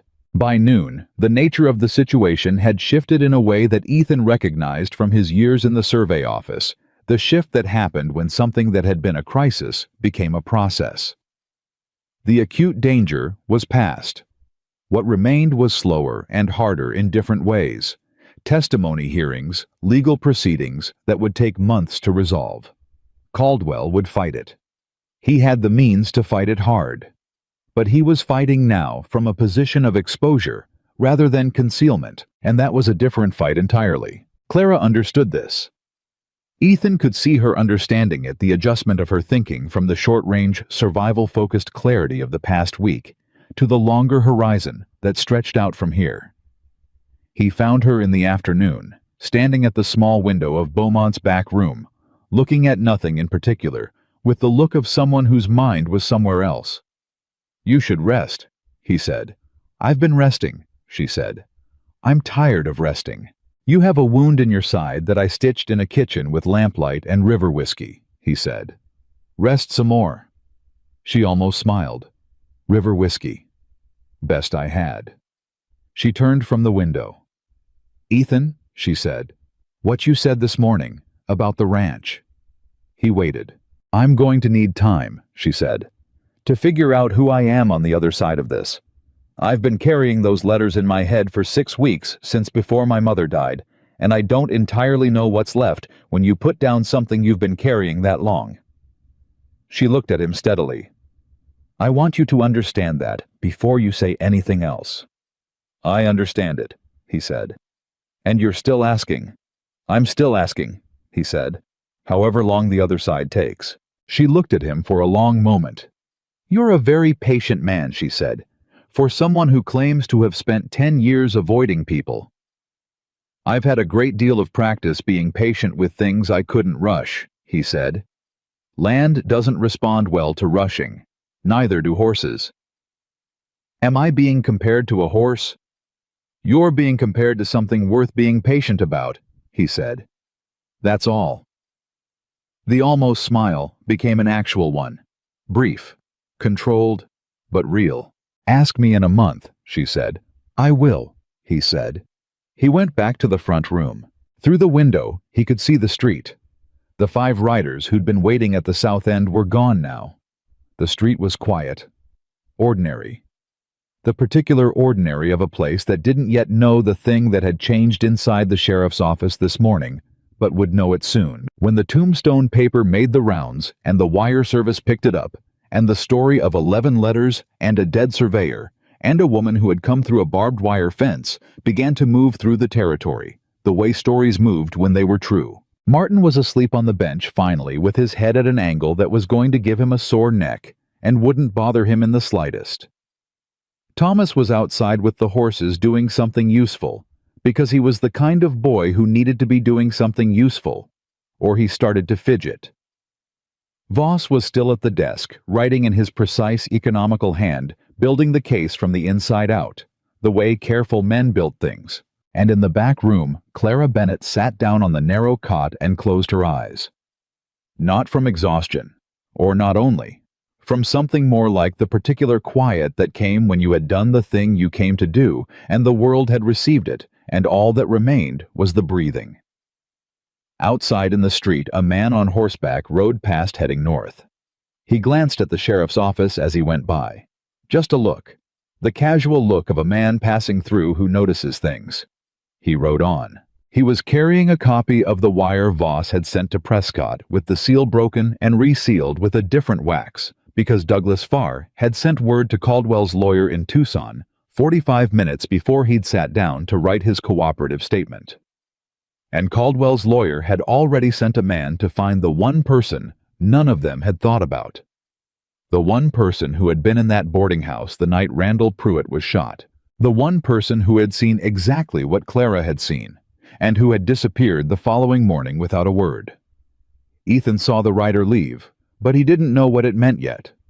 That was the part that bothered him afterward, that the signal had been right there, and he'd filed it under ordinary and moved on. A man on horseback heading north on a public road was not an event. It was Tuesday in a frontier town. Men on horseback went north. But something sat wrong about it. The broken and resealed quality of the moment, though he couldn't have articulated it in those terms. A half-second of attention that didn't resolve into anything and so got set aside. He went back to the window and looked at the street. Beaumont came out of the holding room at the back of the building and sat down at his desk with the expression of a man who had just had a conversation that required patience. He was running low on. His lawyer's going to be here by tomorrow morning, he said. Rode for Tucson the moment I put Caldwell in that room. Got word back inside 2 hours. He looked at Ethan. That's fast. He had it arranged in advance, Ethan said, in case something went wrong. In case something went wrong, Beaumont repeated. He leaned back in his chair. Man plans ahead. Always has, Ethan said. That's how he held the valley for 25 years. He doesn't react to problems. He pre-solves them. He looked at the window again. Which means the lawyer coming tomorrow isn't the only thing he pre-solved. Beaumont was quiet for a moment. "You think there's something else moving?" he said. "I think there's always something else moving with Caldwell," Ethan said. "The question is what?" He was still at the window at 3 in the afternoon when Martin woke up from the bench with the disoriented urgency of a man who'd fallen asleep in the middle of an emergency and came back to consciousness, unsure whether the emergency was still running. "What time is it?" Martin said. 3. Martin sat up, ran his hands over his face. "What did I miss?" "Caldwell's lawyered up. Farr is cooperating. Voss has written half a book." Ethan looked at him. "And there's something I want to ask you." Martin straightened. "The night Pruitt was shot," Ethan said. "Clara said she was at the boarding house. Who else was there that she might not know about?" Martin went very still. "Why?" he said. "Because Caldwell's lawyer moved fast when Beaumont took Caldwell in," Ethan said. "Faster than you'd move if your only plan was the hearing. You move that fast when you have another piece you're already putting into play." He looked at Martin steadily. "Was there someone else at that boarding house that night?" Martin's face went through something complicated. "There was a woman," he said slowly. "Mrs. Ida Crane. She ran the house. She was in the hallway when—" He stopped. "She would have heard the shot. She might have seen more than Clara if she came out before Clara did. Where is she now?" "I don't know," Martin said. "She was gone the next morning. I thought she'd left because she was frightened." Ethan turned from the window. "Or she was moved," he said. "Somewhere Caldwell could keep her available." He moved to the back room. "Clara. She was on her feet before he got through the door. She hadn't been asleep. She'd been waiting." "Ida Crane," he said. "Tell me everything you know about her." Clara's expression shifted. "How did you—" "Martin told me." Where would Caldwell put her if he wanted to keep her close but out of sight? Clara thought fast. He could see her working through it, pulling information from the mental inventory she'd been building for 6 weeks. "Caldwell has a secondary property," she said. "A small ranch about 14 miles northeast of here. He uses it for overflow stock during branding season. It's not on any of the official property records under his name. It's registered to a company called Red Mesa Holdings." "How do you know that?" "Because when I was going through the county records with Martin, there was a land transfer that didn't connect to anything obvious. Red Mesa Holdings. The address listed was a post office box in Tucson." She looked at him. "I wrote it down." "Of course you did," he said. He went back to the front room. "Beaumont," he said. "I need a deputy and a fast horse." Beaumont looked up. Ethan told him what he'd worked out. He told him quickly and without editorializing, the way you told a man something when you needed him to act on it rather than think about it. When he finished, Beaumont was already on his feet. "If Caldwell has a witness he's been holding," Beaumont said, "and that witness decides to change her story under his lawyer's guidance, it doesn't invalidate the letters," Ethan said, "but it complicates the testimony. A direct witness to the shooting who contradicts Clara combined with Caldwell's resources." He stopped. "It gives his lawyer something to work with." "We need to get to that property before his lawyer does," Beaumont said. "Before his lawyer gets here tomorrow, yes," Ethan said. "If Ida Crane is there, and she hasn't yet been told what she's supposed to say, we have a chance to get to her first." Beaumont reached for his hat. "I'll go myself," he said. "I'm going with you," Ethan said. "Ethan." "You don't know what Ida Crane looks like," he said. "Clara does, and I'm not leaving Clara here without—" "I'm going too," Clara said. Both men turned. She was standing in the doorway of the back room. She had her coat on, and her expression was the one Ethan had learned to recognize as non-negotiable. "She knows me," Clara said. "If she's frightened, if she's been told things to make her afraid of what comes next, a strange sheriff showing up is not going to reassure her." She held Beaumont's gaze. "I can talk to her. You can't." Beaumont looked at Ethan. Ethan looked at Clara. "Your side," he said, "is stitched and bandaged and has been holding for 20 hours, she said. I can ride 14 miles. He knew better than to argue. He'd known better since the first night. They rode out at 3:30, Ethan, Clara Beaumont, and Beaumont's deputy, a quiet man named Orrin who carried a shotgun across his saddle and had the useful quality of not asking unnecessary questions. Thomas stayed with Martin in the sheriff's office, which Thomas accepted with the specific expression of a young man who understood the logic of being left behind and resented it appropriately. They made good time. Clara rode hard without being pushed, setting her own pace just below what would cost her later, the precise calculation of someone managing a resource carefully. Ethan rode beside her and didn't offer help she hadn't asked for. An hour in, Beaumont pulled up beside Ethan and said quietly, "You think she'll talk to us?" "I think Ida Crane ran a boarding house for 12 years and knows what it costs a woman to have no options," Ethan said. "Whether she'll say so out loud is another question." They reached the Red Mesa property as the sun was angling west, throwing long shadows across the open ground. There was a small house and a barn and a corral with 3 horses in it. Smoke from the chimney, lights in the front window. Beaumont pulled them up about 200 yards out. "Someone's home," he said. "2 or 3 people," Ethan said. He was reading the horses, the smoke, the quality of the stillness around the place. "Not more than that." "Guards," Orrin said. "If there are, they're inside," Ethan said. "Nobody on the perimeter." Clara was already moving her horse forward. "Clara," Ethan said. "Give me 5 minutes," she said. "Just me. If anyone's going to open that door without a gunfight, it's going to be because a woman knocked on it alone." He wanted to say no. He had a solid and specific reason to say no that had nothing to do with doubting her judgment.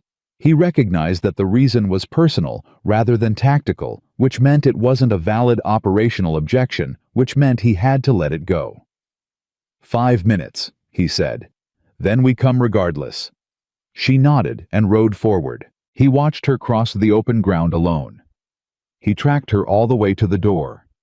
He watched her dismount, favor her left side only slightly, and step up to knock with a deliberateness that made the action look like she had every right to be there and was simply exercising it. The door opened. A woman stood in it, small, gray-haired, wearing an apron over a dark dress. She looked at Clara for a long moment. Then she stepped back. Clara went inside. 4 minutes and 30 seconds later, Ethan had counted. The door opened again, and Clara leaned out and made a short, clear gesture with her right hand. "Come in." There were 2 men inside, not gunfighters, ranch hands assigned to keep the property occupied, young men who had been given a job they hadn't been told the full meaning of, and who looked when Beaumont and Orrin came through the door behind Ethan, like men rapidly reassessing their employment situation. "You're welcome to stay," Beaumont told them pleasantly. "Or you're welcome to ride, your choice. But you're not going to interfere with a law officer conducting an interview, and if you try, that becomes my business instead of your employer's." Both men chose to ride. They were out the door inside 2 minutes, and from the sound of it, they kept riding past the horses and into the brush, which suggested they had already been thinking about the wisdom of their current situation and had needed only minimal encouragement to act on those thoughts. Ida Crane sat at the kitchen table with her hands folded in front of her and looked at the wall. She was 60, maybe older. Her face showed the specific lines of a woman who had done hard work for a long time without much help and had developed strong feelings about people who used their power badly. She hadn't spoken since Clara had come in and said her name. Clara sat down across from her. "They told you what to say," Clara said, not a question. Ida Crane's jaw moved. "They told me what I'd seen," she said, "which was different from what I actually saw, and they were very clear about why I should remember it their way." "What did they threaten you with?" Clara said. Ida looked at her. "My son runs a small freight operation out of Benson. Caldwell's ranch is his biggest contract." She paused. "They were very specific about that." Clara held her gaze steadily. "Mrs. Crane, what did you actually see that night?" The older woman was quiet for a long moment. Ethan watched her from across the room. He watched her sitting with the weight of a decision that had been made for her before she'd had a chance to make it herself, and he recognized the particular quality of that silence. the silence of someone who had been told what the cost of telling the truth was and was now measuring it against what it cost to live with not telling it. "I came out of my room when I heard the voices," Ida Crane said finally. "Caldwell and Pruitt. They were in the back room, the one I use for storage. The door wasn't fully closed." She looked at her hands. "I heard Caldwell tell Pruitt that what he knew was going to stay what he knew and nothing more. And Pruitt said that he'd already told the hands and he wasn't going to pretend he hadn't, and that the land deed was wrong and people deserved to know it." She stopped, and then there was the sound, and then there wasn't any more Pruitt. The room was completely still. "You saw Caldwell come out," Clara said. "I was back in my doorway by then," Ida said. "But I saw him through the gap. He walked out of that back room like a man who had done an unpleasant task and was finished with it." She paused. "He had a gun in his hand, and he looked at it and put it away, and then he walked through my front room and out my front door and got on his horse and rode away." She looked up, "And I stood in my doorway for a long time after that, and then I went into the back room and I saw Randall Pruitt, and I went back to my room and I sat on my bed until morning." "And in the morning," Clara said. "In the morning, 2 of Caldwell's men came and told me to pack a bag," Ida said, "and they brought me here." Beaumont stepped forward. "Mrs. Crane," he said quietly, "I need to ask you whether you're willing to provide a sworn statement." Ida Crane looked at him. She looked at Clara. She looked at Ethan. "My son's contract," she said. "Victor Caldwell is going to be considerably less able to honor business contracts in the near future," Beaumont said. "I can't make you a promise about what comes after, but I can tell you that a man sitting in a federal hearing room is not a man who has the time or the legal standing to punish people for telling the truth about him." Ida was quiet. Then she said to Clara specifically, "You're the one who ran." "Yes, ma'am," Clara said. "You came back." "Yes, ma'am." "Why?" Ida said. "You could have sent them without coming yourself." Clara looked at her steadily. "Because it's easier to say no to a stranger than to someone who knows what it cost you to run in the first place," she said. "And because I wanted you to hear it from me directly." She paused. "You're not alone in this anymore, Mrs. Crane. Whatever you decide." Ida Crane looked at her for a long time. Then she unfolded her hands and put them flat on the table and said, "All right. Tell me what I need to do." The sworn statement took 40 minutes. Beaumont wrote it out in his careful hand, and Ida Crane read every word before she signed it, which Ethan respected. People who read before they signed had learned something that mattered. When it was done, Beaumont sent Orrin riding hard for Millerton with the statement and instructions to wire it to Voss immediately. Clara stayed with Ida Crane while Ethan and Beaumont stepped outside. Beaumont looked at the sky. 2 witnesses, he said. 2 sworn statements. 11 letters. Corroborating financial records. He paused. His lawyer is very good, but no lawyer is that good. Ethan looked at the road. Caldwell is going to know about this by tonight, he said. He has enough people still out there that word will reach him. Yes, Beaumont said.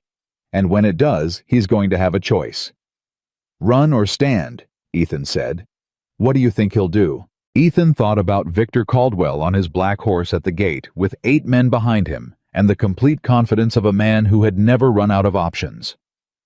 He thought about the way that confidence had changed in the sheriff's office, not collapsed, but cracked. The controlled fist, the tight jaw. He'll stand, Ethan said. He's too proud to run, and he'll believe his lawyer can find a way through it. Can he? No, Ethan said. Not anymore. They rode back to Millerton in the early dark. Ida Crane with them on a horse. Orrin had left behind sitting straight-backed and forward-looking with the expression of a woman who had made a decision and had already moved past the making of it into whatever came next. Clara rode beside her for most of the way, talking quietly.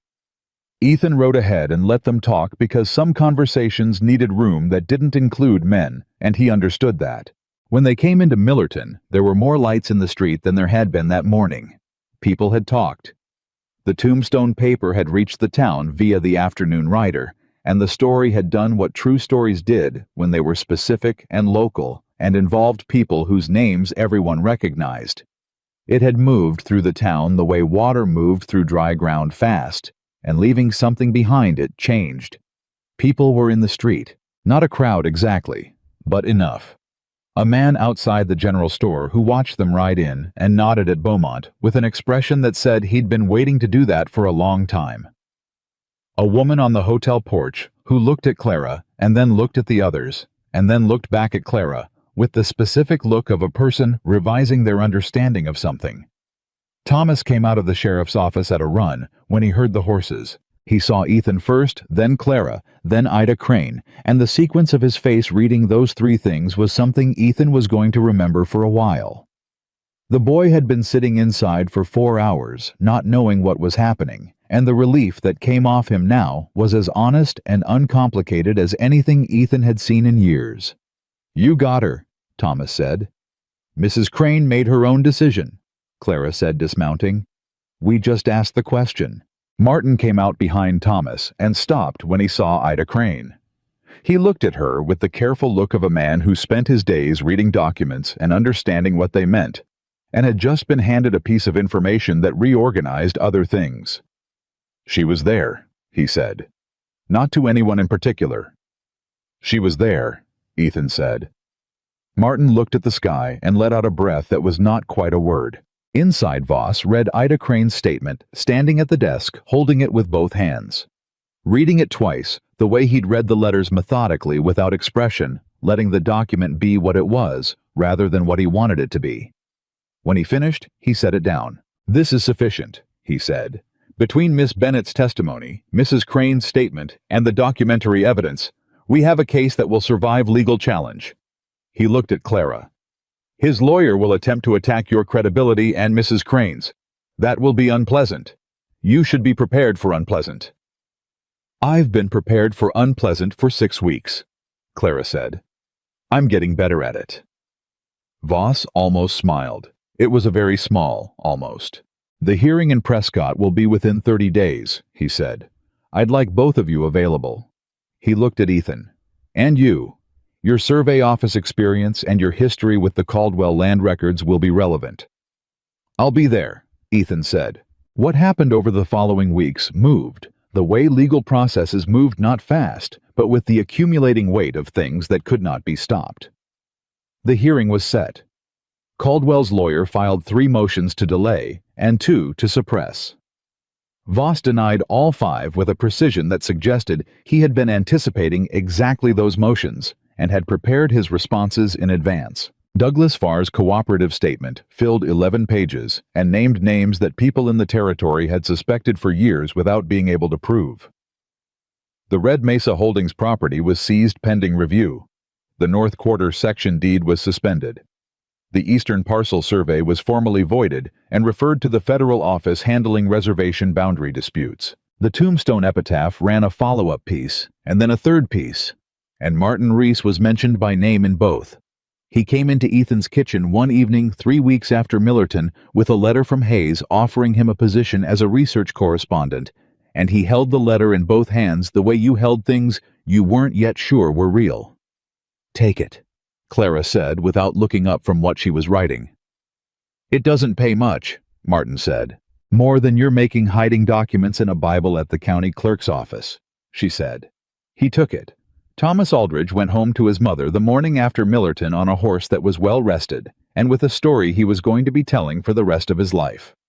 Ethan rode out with him to the edge of town, and shook his hand at the road's turn. "You did well," Ethan said.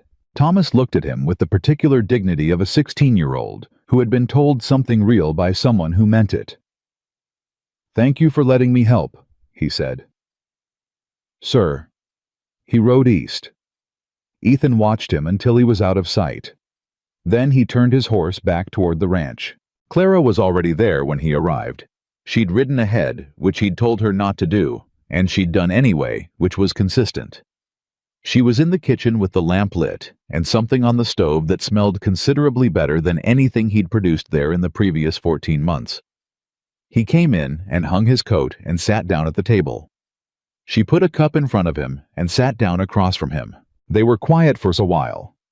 The comfortable kind of quiet, the kind that had been built gradually over the kind of days that didn't announce themselves as significant, but accumulated into something that was. "Voss confirmed the date," she said. "Hearing is the 14th of next month." "I know," he said. "I got the wire this afternoon." Caldwell's lawyer filed another motion. "Voss will deny it." "I know," she said. "I just like saying it." He looked at her across the table. 3 weeks at the ranch had done visible things. The color was back fully. The careful guarding was still there. It would always be there to some degree, he thought, because it was part of how she was built, and he didn't want it gone entirely, but it sat differently now. Lighter, like something she carried by choice rather than necessity. The wound in her side was healing clean. He'd checked it twice with the same careful attention he'd given it the first night, and she'd allowed it with the same slightly insulted patience she'd had then, and the familiarity of that had become something he didn't examine too carefully, because he liked it and liked it simply. "I've been thinking," she said. "About what?" "About what I'm going to do," she said. "After the hearing. After this part is finished." He waited. "I've been corresponding with Ida Crane," she said. "She has a niece in Prescott who runs a small law office, clerical work, mostly filing and correspondence. She asked if I'd be interested." She looked at him steadily. "I have good handwriting, and I know how to read a land record." "You know considerably more than that," he said. "The point is," she said, "that I would be in Prescott, which is not here." She paused.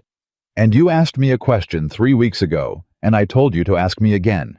So I'm telling you to ask me again." He looked at her. "Stay," he said. She held his gaze for a long moment. "I want to," she said. "But I want to stay as a person who has her own work and her own standing, not as someone who is here because she had nowhere else to go. Those aren't the same thing." She looked at him carefully. "Can you understand that?" "Yes," he said, without hesitation. "I can understand that." "Then I'll tell Ida's niece I'm interested," she said. "Prescott is close enough for the hearing and far enough from Benson that I'm not looking over my shoulder every morning." She picked up her cup. "And I can ride out on weekends." "The canyon road's faster now that nobody's posted a man at the entrance," he said. "There's that," she said. He almost smiled. She was watching him, and she saw it, and the expression that moved across her face in response was the one he'd been cataloging, the warmth behind the smile, the thing that lived just ahead of it. He'd been learning to read it. He was getting better at it. The stove made a sound.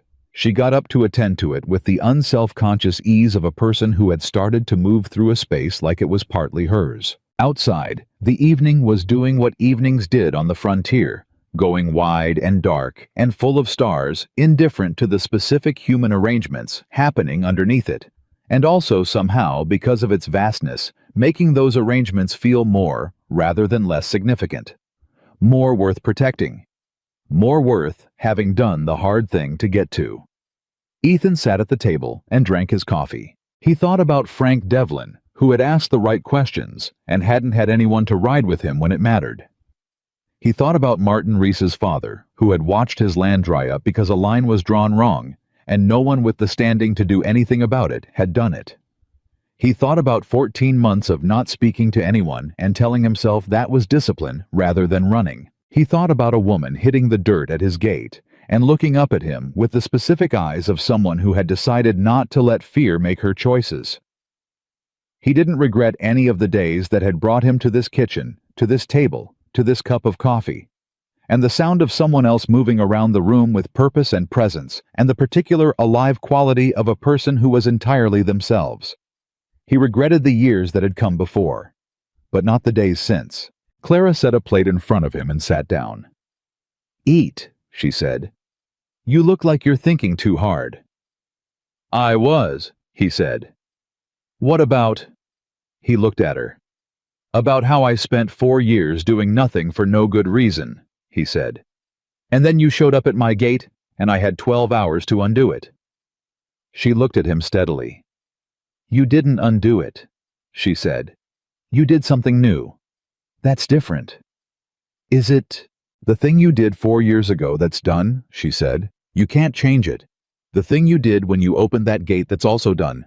And you can't change that either." She held his gaze. "But the second one is the one that's still moving forward.